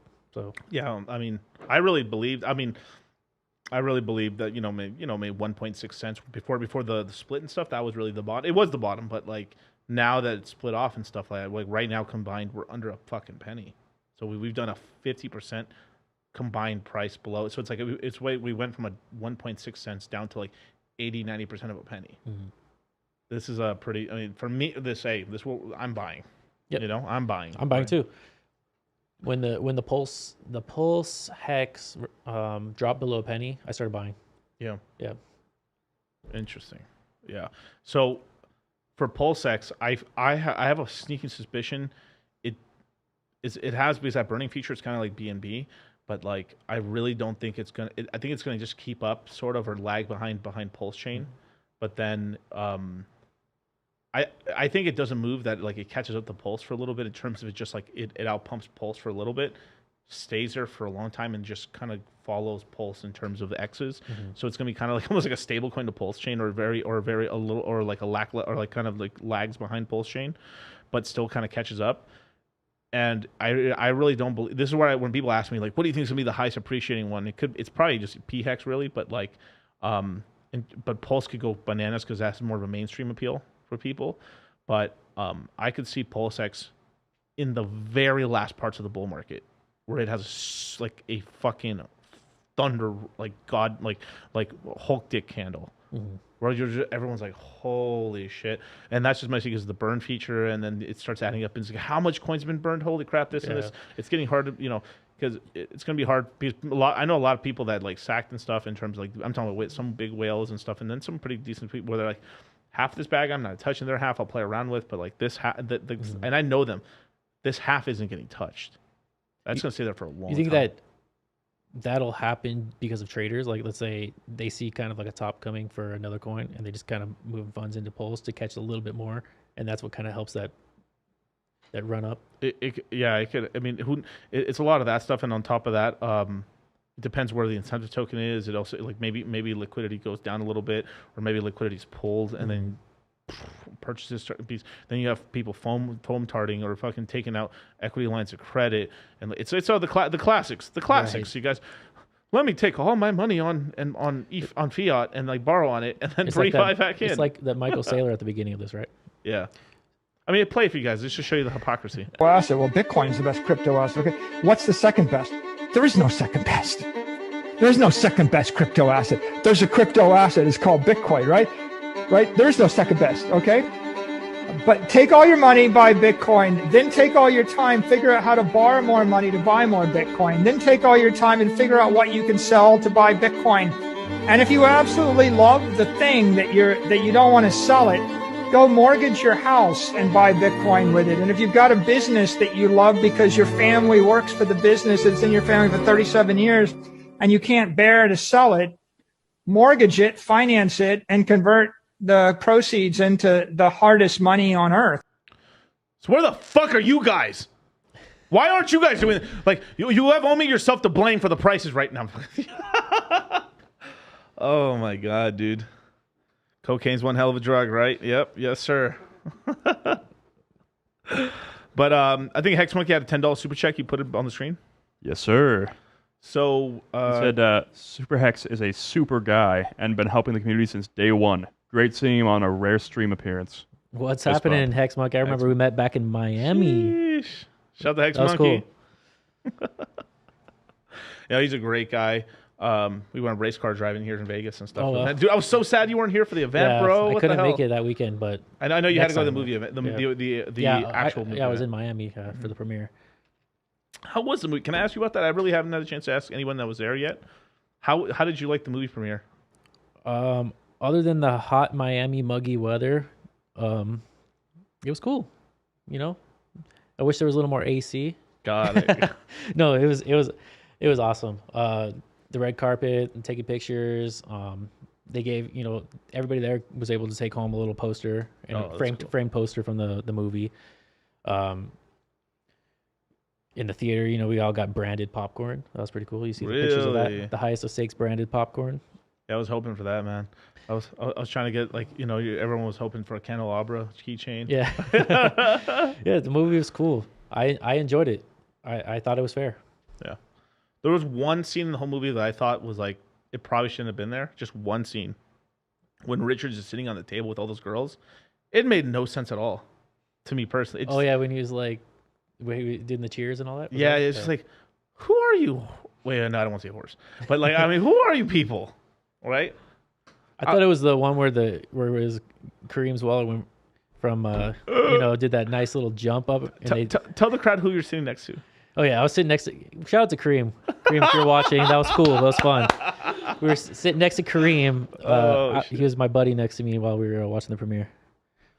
So can I have like a live reaction from you of like what Kareem's face was when like they're showing his dream wallet of $10 million in the movie, and then they dropped the dirtiest dubstep drop of all time when he's like you understand and stuff, and then the price goes to 11 million on the app, and it's like, bro. I think Kareem was surprised that they put that in the movie. I don't think he was expecting that. Right. That got his attention. Yeah, I have no idea why they did Kareem dirty. Like most of the rest of he looks really good in the movie, but it was just that one part where it was just like our crowd here in Vegas just died laughing, bro. We were like hysterically. I was hysterically laughing in the theater. It was my favorite part, but just because of how ridiculous it was, it just came out of left field. They dramatized it so fucking much. Right. I will at some point I'll probably, you know, once it comes out, maybe I'll just have a tiniest of snippet, you know, like a 5-second snippet, just like. That was cool. Yeah, that should become a meme in the Hex community and stuff like that. I didn't make $5, I made $6, bro. And that the background effect was pretty incredible. Now, was there a part of the movie that you actually really like? You were surprised I was in there, but it was actually really well. Like you were like, "Wow, that was one of my favorite parts." Nothing that there's nothing I can think of right now. I like I said, I thought the movie was fair. I liked it. Yeah. I enjoyed it. I guess I just kind of walked away wanting more. I guess I think a lot of people felt that way because the movie kind of ended and it was almost like it's over. Yeah. Yeah, one thing that kind of really threw me off. So this is here in Vegas. I don't know how it was in Miami. Was that it said starts at 7 p.m. Oh yeah, and bro, it started. There was no commercials. Like fuck, we could have paid you guys. We could have paid. We could have made some Mexican fucking commercials or something. Like, hey, you guys, we could have made some. Yep. Like there was nothing. It just went. Yeah, that's right. What the fuck? Because I watched it in Vegas too. I flew back the next day, watched it here in Vegas. Yeah. And right as I was walking in, it was already starting. Yeah, it was right at 7 o'clock. Boom. Because if I go to your Twitter, let me see, SuperHex. Oh, do I need to have my Bluetooth connected? Nope. Gee shit. Here, we'll just play we'll play the trailer for you guys real quick. Did you plug in the little cable to the side? I will now. 1 second. Hit a Pepe for us. Yep. You didn't have to cut me off. Think I like it never happened, that we were nothing. I don't even need your love, but you treat me like a stranger, and I feel so loved. No, you didn't have to stoop so low.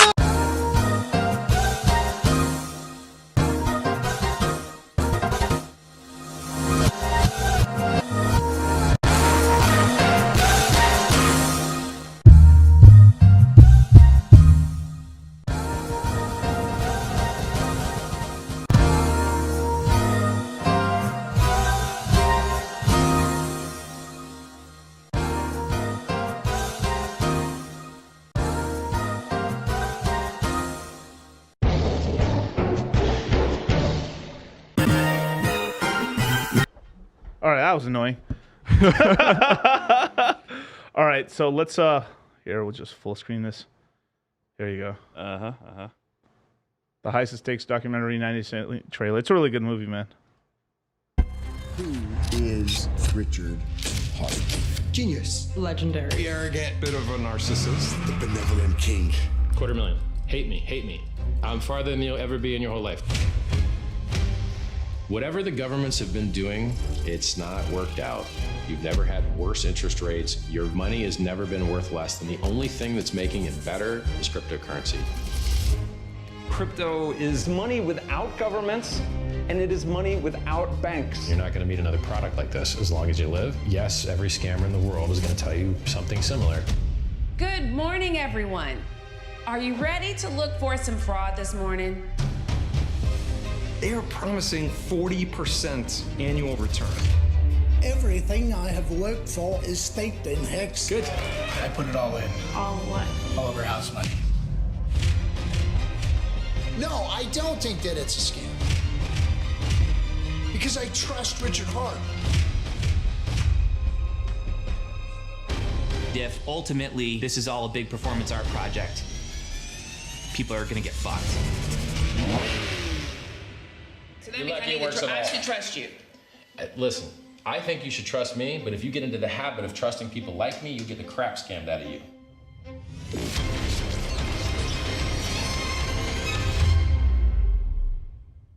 Not too shabby. Yeah, I know some people that aren't really like too big in crypto that watched it, like really know nothing about crypto. That they have a little bit of Hex and stuff like that. And then it was interesting to see their takeaway. That's the people I wanted to know. And one person I watched it was just like, I like how they just kind of laid it out for me and left it up to me to decide. Yeah. So I think that was good. It leaves it up to the viewer to decide what do they want to view Hex as. Right. Lamont Black, that's the guy from DePaul University, right? Yeah. He's like become a fucking full blown Hexagon. He's like trying so hard not to say it, but he's like every fucking tweet is like, what? Yeah. Wait, so you're saying like staking is like it's a form of like almost like burning that he just over explaining and then he's I guess I didn't expect that from him, so it was interesting to see, and he's going down the rabbit hole kind of like we did 2-3 years ago. Yeah, I mean I don't hate the guy. He's really good. Yeah. He's a good dude, but like it's just really, to me, it's just hilarious. He's like trying so hard not to like go into that, but like he's already in the cult. Yeah.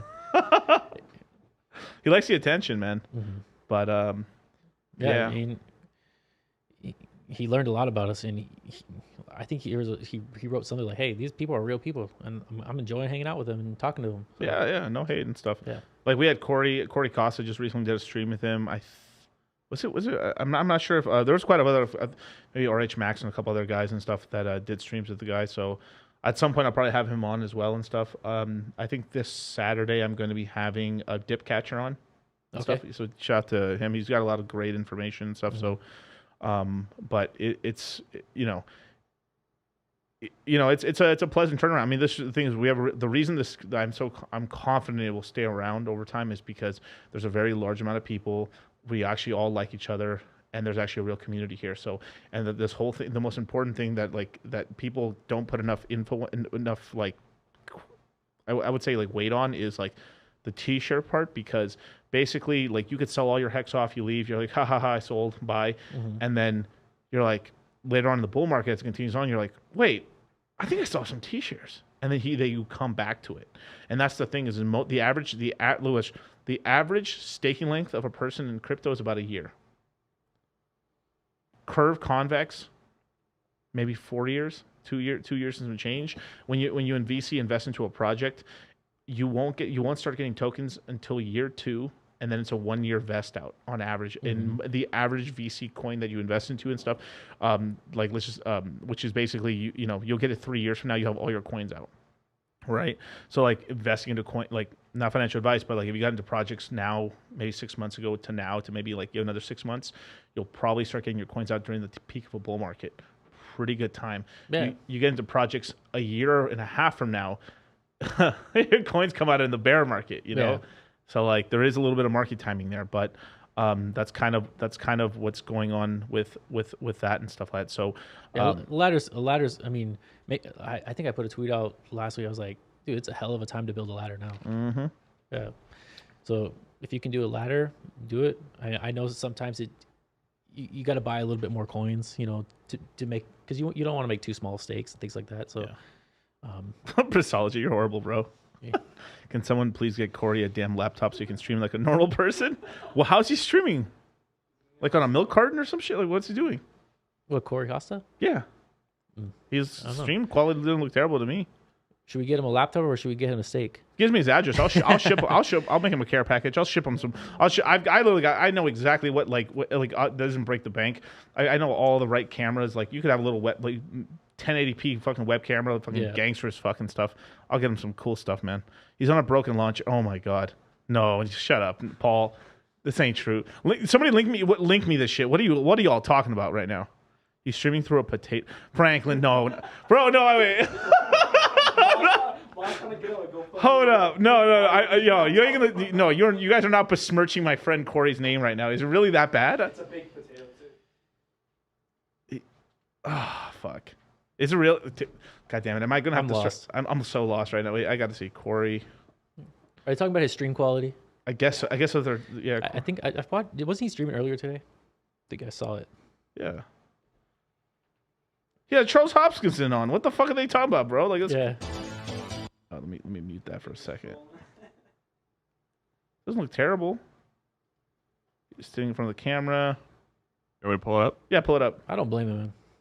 Let's see. Let me full screen this right here. Doesn't look terrible.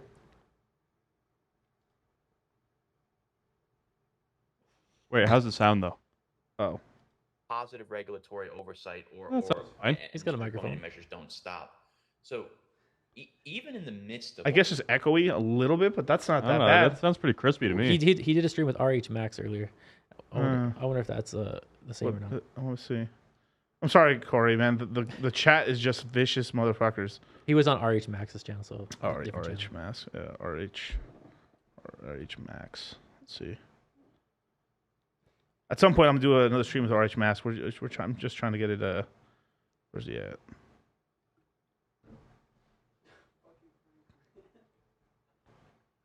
Hey, there's somebody from the chat. Shout out to Crypto Vince. I gotta pull out my chat. I don't know what's going on. Yeah. Somewhere in here, Corey Koss is in here. I don't know. I'm getting tired of looking. Let's see. Whatever. Take it down. Whatever. All right, we got Richard Hart tweeting.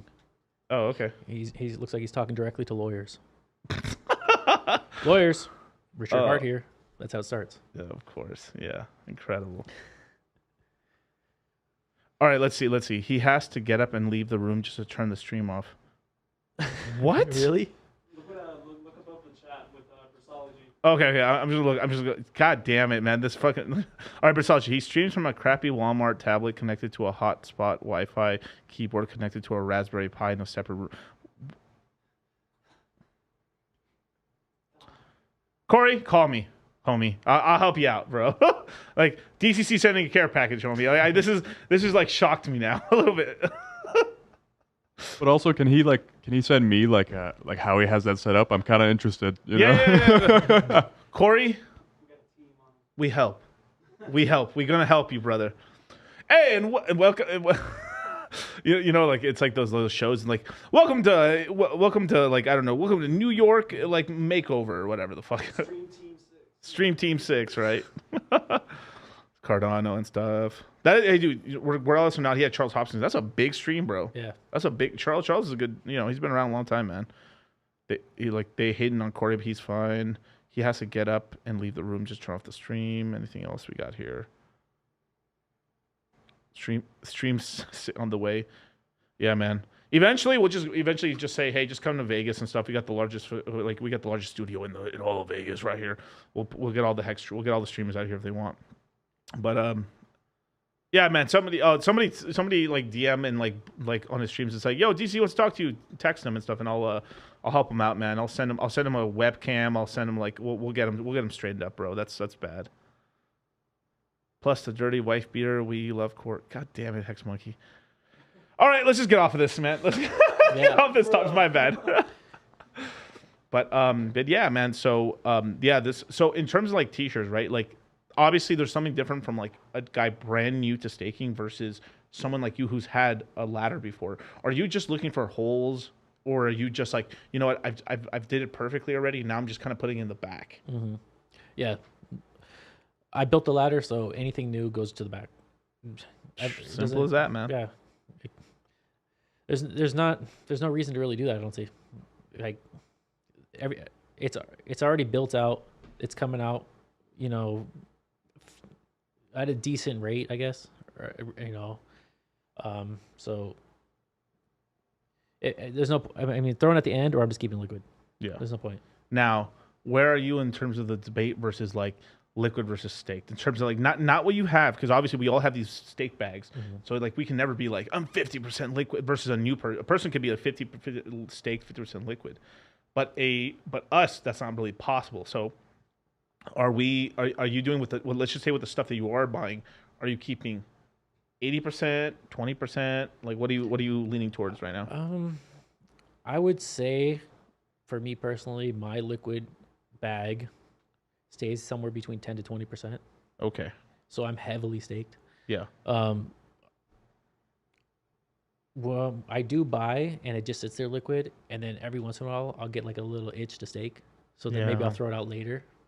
But I'm always keeping something liquid, flexibility. Right. I mean, like Corey Costa said, he don't stake because he likes the flexibility. I think maybe he should, or I guess I shouldn't say he should, but if I were him, I would just stake probably even just a small amount. Like if you got 10,000 hex, stake 1,000, throw it out there. You know, On the P hex side. yeah. Now on E hex, it's a little different. Like where are you putting the minimums now? Because like I used to have an answer for that, and I'm having an answer in the crypto mindset course. But like where would you like set it in terms of a number? Because we kind of do need a minimum number because we need to protect against gas fees a little bit on Ethereum.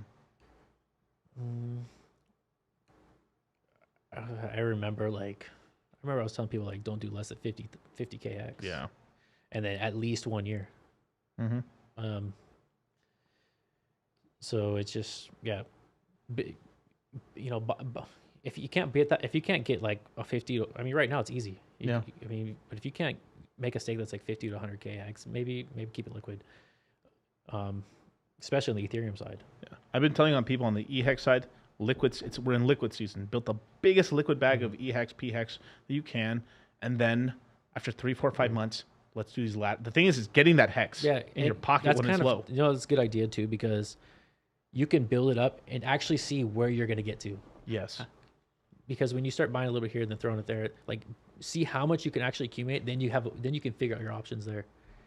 Like maybe if you I don't know, maybe in the prices are so low right now, maybe you can accumulate 1 million hex. Yeah. Then you have a lot of options. Dude, it's like 3,000 or 4,000 for 1 million. And if the price goes lower, it's 2,000. You know. Oh my god, dude, that is like disgusting. I love it. I gotta look at the current prices right now. Give me 1 second. That was so. Oh, I went to ultrasound money. Whoops. The hell? Where's my? Oh, here it is. 1 segundo. Can you share my screen? Who the hell is using ZK Sync? That seems like such a lie. Like I'm being for real. Like I know a lot of Ethereum dudes that are like crazy. Who the fuck's using like Sync? Unless you're just using it for a bridge to move money in order to bridge it somewhere else. Like I just don't. Like this seems like haram right here. Like I don't know, bro. This is a. We'll see, you know. But I like Polygon makes sense. I know there's a lot of biz dev, right? Arbitrum is probably getting carried by. Is that ranked by volume or? Yeah, like kind of like volume, and then there's a little bit of like money on the thing, but mostly volume really. Ethereum, BSC, of course, right? Polygon, the Polygon makes sense. Base one. This is a set Wagner. Wagner. The head of the Wagner group that got murked. But 3 of the top exchanges on here got like rugged basically on here and stuff. So it's like, hey, for anyone like that'd be a place to like throw a second one out. But it's going to be one of the most scrutinized exchanges as well. So like blockchains because it's Coinbase, so you got to be careful with that. But Optimism, I believe it. You know, there's a lot of ETH-OG money in here. This is like a huge, like these two are huge ones in terms of where Ethereum's throwing money at. Polygon's kind of getting shafted right now because Base is essentially taking you have to look at Polygon, and there's no like joke and stuff. Like even what's his name? Oh my god, I fucking lost my show. Someone sent me this and like a couple weeks ago when like saw me, he made a video talking about there's 13 Indians that control all of Polygon. Shout out to Hexologist because he's the one that really harped on this. Like shout out to Hexo, where like he talked about how central. This was an original point he made a long time ago, and he recently brought it back. Was talking about like, what are you talking about? All your favorite cryptos are hella centralized. Extremely centralized. His chart that he came out with that shows how centralized is your coin. That one, yeah. It's insane, dude. People like, even if it's just 60% controlled by like the top like 20 wallets, Jesus Christ, you know, it's like, and then Hex isn't even the most centralized. There's coins that are even more. Shout out to Tron CCP. Right. Tron's like, goddamn, dude. I mean, it's complete. I mean, it's Chinatown. It's Chinatown over there, man. And they don't sell fuck him long, you know, over there, man. That dim song, right? But with Polygon, right, the Indian team and stuff like that, there's a lot of people that control the wall. And the problem is with this one was we really don't know who's, like, we know maybe 4 or 5 guys. The other team, the other 13 guys, or the other whatever amount of people there, we don't know who the hell they are at all. So like, it is an interesting thing when you, at least when you know who it is, you kind of know like how like this is something that Silver the Antidote says when back in the day, where he would say like a lot of these addresses have kind of like a personality. With some of these addresses, because you can't pinpoint nothing on them really, you don't know what how their personality is, and they're kind of dangerous actually, right? But Base is kind of chewing a lot of Polygon's ass right now, because Base is on the stock market. Coinbase is on the equities market right now. It's the main exchange on the planet. Whether I mean, in terms of like where you can actually invest in it, you can't really invest in Binance unless you buy BNB. But a lot of the big, I would say Wall Street money aren't doing that at all. So Coinbase has got a lot of money. People are willing to lend it money. They've now launched this so a lot of people know Coinbase in the United States and in Europe. So you have a lot of corporations that are like, hey, let's just go to let's go to the fucking Apple or the Pepsi here and ask them for like blockchain help. So this is kind of like, I'm telling you that like Base is kind of eating a lot of Polygon's lunch right now, or at least it's now a serious competitor, where like they were getting 80-90% of the deal flow. Now we're probably going to be getting 40% of what they used to get now. And on top of that, you've had the rise of Optimism, Arbitrum, and then on top of that, another one that's doing a lot of biz dev in terms of GameFi is Avalanche. Avalanche is still here, and they're catching a lot. They're mostly focusing a lot in Europe, from what I've seen personally, in terms of what's going on. But they got a little bit of Latin American money coming in as well.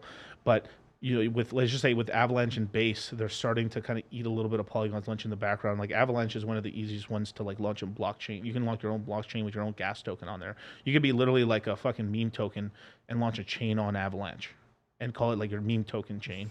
And like we have a chain, and like our coin uses gas, like literally, like it works. It's pretty insane Different, stuff. Yeah, sorry, I didn't mean to go on this whole tangent. That's good. I got a little crash course, because I don't keep up with this stuff too much. So yeah, I'm a dork for this stuff. I love this stuff. I really like Dextrainer is so cool, man. But let's see. So yeah, like there's Hex right there, 60% of it. So yeah, 6,000 for $1 million, and then let's see if we scroll down here to the least traded stuff. So there, maybe I just go Hex, the old G. We'll see the Ethereum pair. Here we go. Yeah, 34. So yeah, basically $3,500, give or take, maybe $3,400. You're getting $1 million EHEX. Obviously, I am. If you listen to brotherly advice, would tell you go heavier, like buy the P and the Pulse chain first, and then leftover you can buy some of this and stuff in some PulseX, right?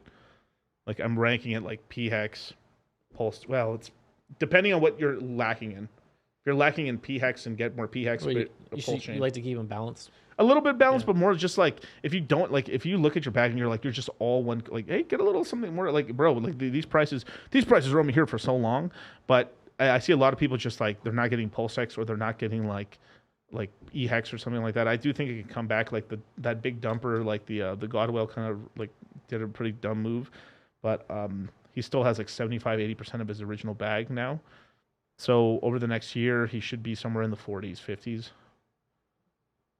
It starts becoming a little bit less of a problem over time and stuff. So it still will have that lag out issue, but in a bull market, like I still believe we can get like a combined price of like $2 with PHEX and EHEX combined and stuff like that. So that's pretty good. You know, even if this, as an example, even if this just went back to 40 cents and that's the top, and then we got like $1.60 or $2 on PHEX. Fuck, that's a lot of X's, man. I don't know about you, man. I think the distribution is going to be way different in the next bull. Yeah. There's a lot of coins moving around right now. Take it down. So, I mean, now I'm not saying this could happen, but let's just say lawsuit wise, like they can't get PEX on nothing, but they do get Pulse chain on some stuff. Then I could see stuff where people like people selling off and trying to run back. like you could see EHEX getting back into the main position again, because they're like, okay, the Ethereum side's safe. This is the main thing, and then that's the only way I could see like EHEX kind of gaining back the majority. But that could happen if like lawsuit stuff starts going bad, then people just flood back into EHEX. So that's just what it is. But it just, I hope not. I hope not, because I don't want any lawsuits or nothing to win or nothing like. But this is like possible. Like we just have to it's just good to have a little brain exercise on it. Like a what if scenario, and if that's the case, okay, cool. We get a little insurance here, and that's it. Right. That's it. It could also go, like you said, the what ifs. Like, what if everything goes great?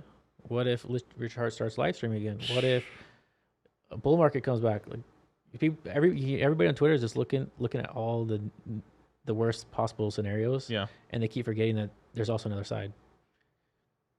The bullish side. Yeah, I don't believe you, bro. What is this bullish side? I mean, we're just poor. We're living in trailer parks. I sold my double wide. I got single wide. I'm doing bad out here in these streets. I don't know what to say to that person. All I see for me is opportunity in front of me. That's why your SuperHex win, right? I mean, can we talk about a little bit like you have some really like one of the ways like I found out about you on I think I really found out about you somewhere in like late 21 and like early 22 was like you were one of the few guys out here posting like supercars and stuff like that. Like what kind of cars do you actually have right now? So I've got a Carrera S911, which actually should be sold tomorrow. So you finally sold it? It looks like it's going to be sold tomorrow. Bro, these prices are so good. Congratulations. Yeah, that's a kind of a, you know what, guys watching the stream, if you have something that you haven't used or touched and just sits there for the last 6 months or more, you might want to consider selling it. You're out of here, Kyle. Another 6 months goes by and you're probably not going to use it again. It's going to sit there. Like Gary Funny Jim says, you got dormant capital sitting around. It's just sitting there. It's not doing anything. Yeah. I've got too many cars. I've got too many motorcycles. I've got too many watches. I'm selling it. I don't need them all. Yeah. These prices are so good that like I'm selling stuff. That's what I'm doing. I'll tell you this. So wait, I'm gonna say the car, but like the car that he's driving right now, that car is probably I could have bought a Bugatti if I'd sold. Like I was considering selling it at the time because I was just like, I'll just use one of my work trucks, but I decided to keep it. That would have been like $14,000-$15,000 if I sold it at the time. At the bottom of Hex. Like I'm telling you, that was like we still have that car there and stuff. I just for using it to drive around and stuff. That's probably we have a Bugatti. Basically, have a Bugatti park. There's no expensive car in that parking lot. Is that car right there? Yep. But then I thought this is the problem why like you can't play these what if games too much. But it did cross my mind. But I thought about, okay, Miguel, did I do everything I could besides that? Mm-hmm. And I said, yeah, I did. I was fucking DCing. I was working every fucking hour I did. Were you throwing it in? Yeah. Did you do everything in your power that you could without really fucking yourself up? And it's like, yeah, I did. So like that was the only one where like if I'd sold that, I would have had another 14, 15 G's. I could have bought some more Ethereum. That would have bought me like, I don't know, that would have bought me like 150 Ethereum, 160 Ethereum. And then I would have been able to, who knows? I mean, that's a lot of millions. There's 100 million plus X more. But like, it just is what it is, Like you can't cry over spilt milk and stuff. Yeah, and in crypto, like when things go, when you look at it like that, oh, I bought this, but if I would have bought this crypto, I would have had this much. Right. Like it eats you up, man. So yeah, that's what I'm doing right now. I'm selling stuff. So yeah, the 911 should be gone tomorrow. I got a McLaren 600 LT and a G-Wagon 4x4 squared, and I got a couple Ducatis.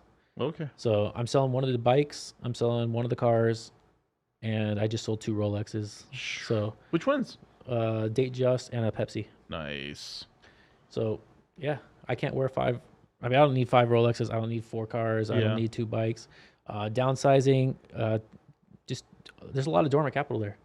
So there is one watch I could consider selling and stuff. It's it's a Tiffany. I got a Tiffany Blue Oyster nice. Perpetual. I got someone's offering me right now like 30. Well, I guess if I wanted to say, he's offered me a bunch of times already, but like I probably should have sold it to him when it was like 70,000. But he's still offering me like 30, 40K for it. That's a more rare dial. Yeah, they don't make it anymore. But who knows? Maybe in a couple of years. The one watch I have always anything with meteorite in it. We've got anywhere for 2 to 3 more years. I got one. You got one? You motherfucker. God damn it. I should have wore it. I should have worn it, dude. Actually, I was going to wear the, because I saw you post that two-tone Just Date and stuff.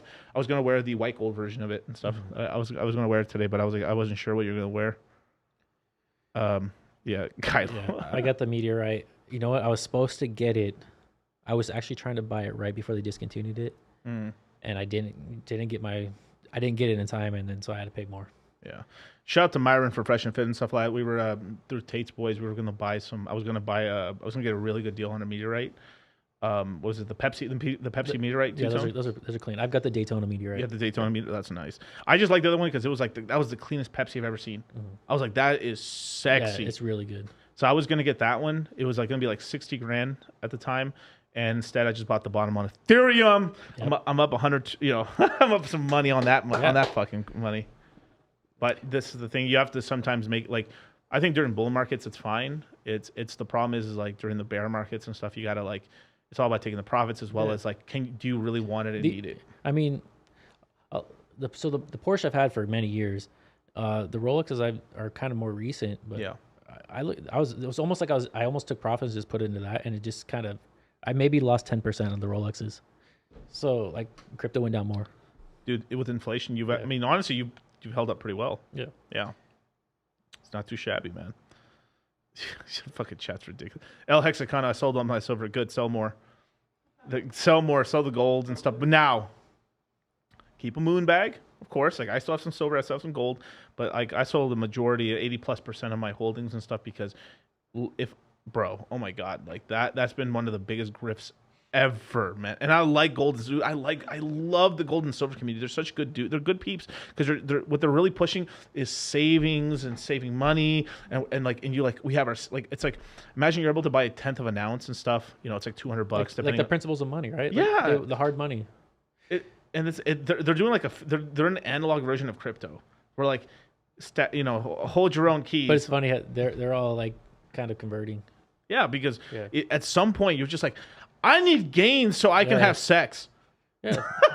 I mean, a lot of I've seen some new age guys, and even them, they're like, bro, gold's moved $300 tops. Right. Silver done a little bit of a move, but dude, silver should be $150 right now. Gold should be fucking 5,000 to 10,000, chilling. We're still at we're still below the Hunt brothers all time high on silver. How? Since the 80s. How? And then gold, we've been stuck at $2,000 since the 2000s, basically. What are we doing right now? What has happened to the gains in the last 20 years? It's supposed to be the inflation hedge.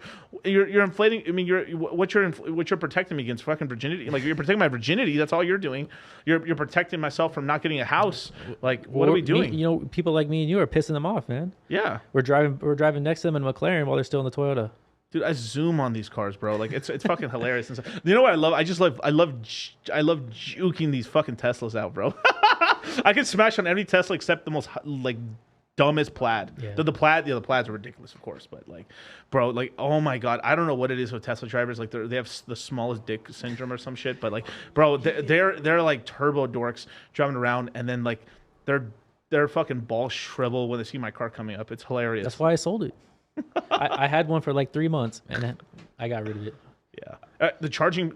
People don't believe it. Even the CEO of Ford, he basically without telling anybody, he kind of did a road trip with this electric vehicle, and then just had massive amount of problems, and then eventually 14 miles before his destination, he had to have the car towed. There's no way to charge it. And he was he was pretty honest about it. He was like, hey, you guys, this shit isn't. There's huge headaches in the electric vehicle. They're working. Let's say Tesla really got most of the work done, but we just don't have the infrastructure just yet. And it's happening, but it's also it's actually taxing the infrastructure quite heavily and stuff, because we've been a country that has not been. I mean, We've been scared of using nuclear energy. We've just had the first new power plant open, I think, in Georgia in the last 40 fucking years. That is insane. Obviously, we shouldn't be building them on fault lines, Japan, but it's a kind of a crazy thing that we need to diversify. We need to diversify a little bit our energy, or kind of how we have our energy mix and stuff. Because sure, coal, you have coal and stuff, and then you have natural gas. I mean, we have with all the fracking we're doing, we have the cheapest natural gas on the planet. I mean, the amount, like, it's crazy. Like in Japan, now I haven't looked in a long time, so I just give me a little rope here. But like, I remember that we like during the peak of fracking, we were pulling out like imagine like whatever the unit the barrel is for them, right? The square unit, it was $1, and in Japan it was $8 to $12. You have to understand like how crazy that is and stuff. Like a 12x difference, right? Yeah, it's insane. And on top of that too, it's like our strategic oil reserve is at all time fucking lows. Thanks Biden. Like we filled it for like peanuts, and then like it's gone now. And then like a lot of that's been caught being sold off to the Chinese and stuff, and that's real shit. You can look it up. It's insane. It's insane, dude. Now, Aguila, Mexico has the cheapest natural gas on the planet. No, well, possibly if they had fracking there, or like it's with the labor laws here, but. It's not very likely because it's natural gas is just a byproduct of fracking. So they basically like, you know, shout out to Peter Zion, but like you basically drop like a TNT. I mean, I'm super putting it really simply. They drop basically TNT, create a crater. It cracks all these little shells, and then this oil starts leaking out, and then there's a gas that comes out as well. So you end up getting a ton of actual the literally the cheapest gas on the planet to convert to gasoline. It's light sweet versus like somewhere down there like Australia or I'm sorry, not Australia, forgive me. So like somewhere down there in like Brazil to like what's the other country down there that was like really crazy? Not Ecuador. I can't for the life of me remember it. But one of those countries down there and stuff with like Cesar Chavez and shit. I can't remember his name anymore. But basically down there, they have something called heavy sour. So it's a very thick sort of oil that comes out of the ground, and it needs a lot of process. It needs a lot of processing in order to turn it actually into gasoline. So the only manufacturing that can handle that sort of thing is just the United States because they're outfitted for it. And there's like it's kind of a crazy sort of thing that's happened and stuff like that. So Venezuela, thank you, Brissology. Goddamn, Brissology, my G. He's actually shout out to Brissology, was one of the first people so the first ever Hex meetup was me, Brissology, Crypto Vince, Yosh D. Oh yeah, I and remember those pictures. Yeah. And Hexo did him dirty, bro. Oh my. Oh, with the short jokes and stuff. Dude, that was horrible, bro. That was so horrible. Yeah, but China's building a military base. Yeah, oof, crazy. But I was joking about how you're Mexican when it suits, American when it suits. Yeah, because I'm both. Play the cards you're dealt, son. But no. It's true. I mean, let's be the Mexican government's pretty retarded in a lot of shit. I mean, let's be for real. Like, come on, bro. Like this narco shit's getting out of the hand, bro. Like my parents, they fucking love Mexico, and they're getting over it, bro. They don't want to go to Mexico anymore. They're getting over it. It's just you can't do shit. And then as a single guy, as an example, right? If you come, because most of us come from small villages in Mexico. You can go to these small villages. You can't do anything because you don't know who the fuck is with who or whatever. Or like you could be drinking with somebody, and then they're like, "Why are we drinking that guy? You're one of their homeboys." So like, you can't hang with any dudes. You can't hang with any chicks. You can't do fucking nothing. You can drink in private. If you're lucky, if you got a ranch, you can just drink it in private there and stuff like that, and like hope to God that you're not making so much like dudes. Like it's getting ridiculous and stuff. And in the big cities, like maybe Guadalajara can get away with stuff in Guadalajara. Or and then unless you're in a resort town, or you go to like you go to Hong Kong and TJ and stuff and everything, or like, you have to go to one of the major cities where like it's decentralized enough where like you can get away with stuff. But like in any kind of like medium to small city, you could be like any half decent chick. You know someone's tapping it. Like this whole thing. Like I mean, this is like a red pill thing where like any really like beautiful woman isn't single, really. She has beta orbiters. She's got people that are trying to get her attention and stuff, or she's stringing them along to get income and stuff like that. So it's really sad what's happened to Mexico. Like the narco stuff is just getting so fucking out of hand, dude. It's like you finally let the gangsters essentially, they're basically trying to create their own government. Effectively, is what's going on. It's insane, but yeah, they're in control now. They're in control now. And Joe Biden, you know what they're really scared about is that the Mexican government and the narcos and stuff are really scared about the United States classifying them as terrorists. No, not to the full extent. Not to the full extent, because like if they did and they get these laws put in place, and then from there the United States government could just go into Mexico and because what they're afraid of is basically the United States goes in with their military and just starts droning. And people start dying and stuff like that. So it's pretty crazy. And then a lot of these guys, these narco dudes, have all their children and a lot of their family over here in the stateside.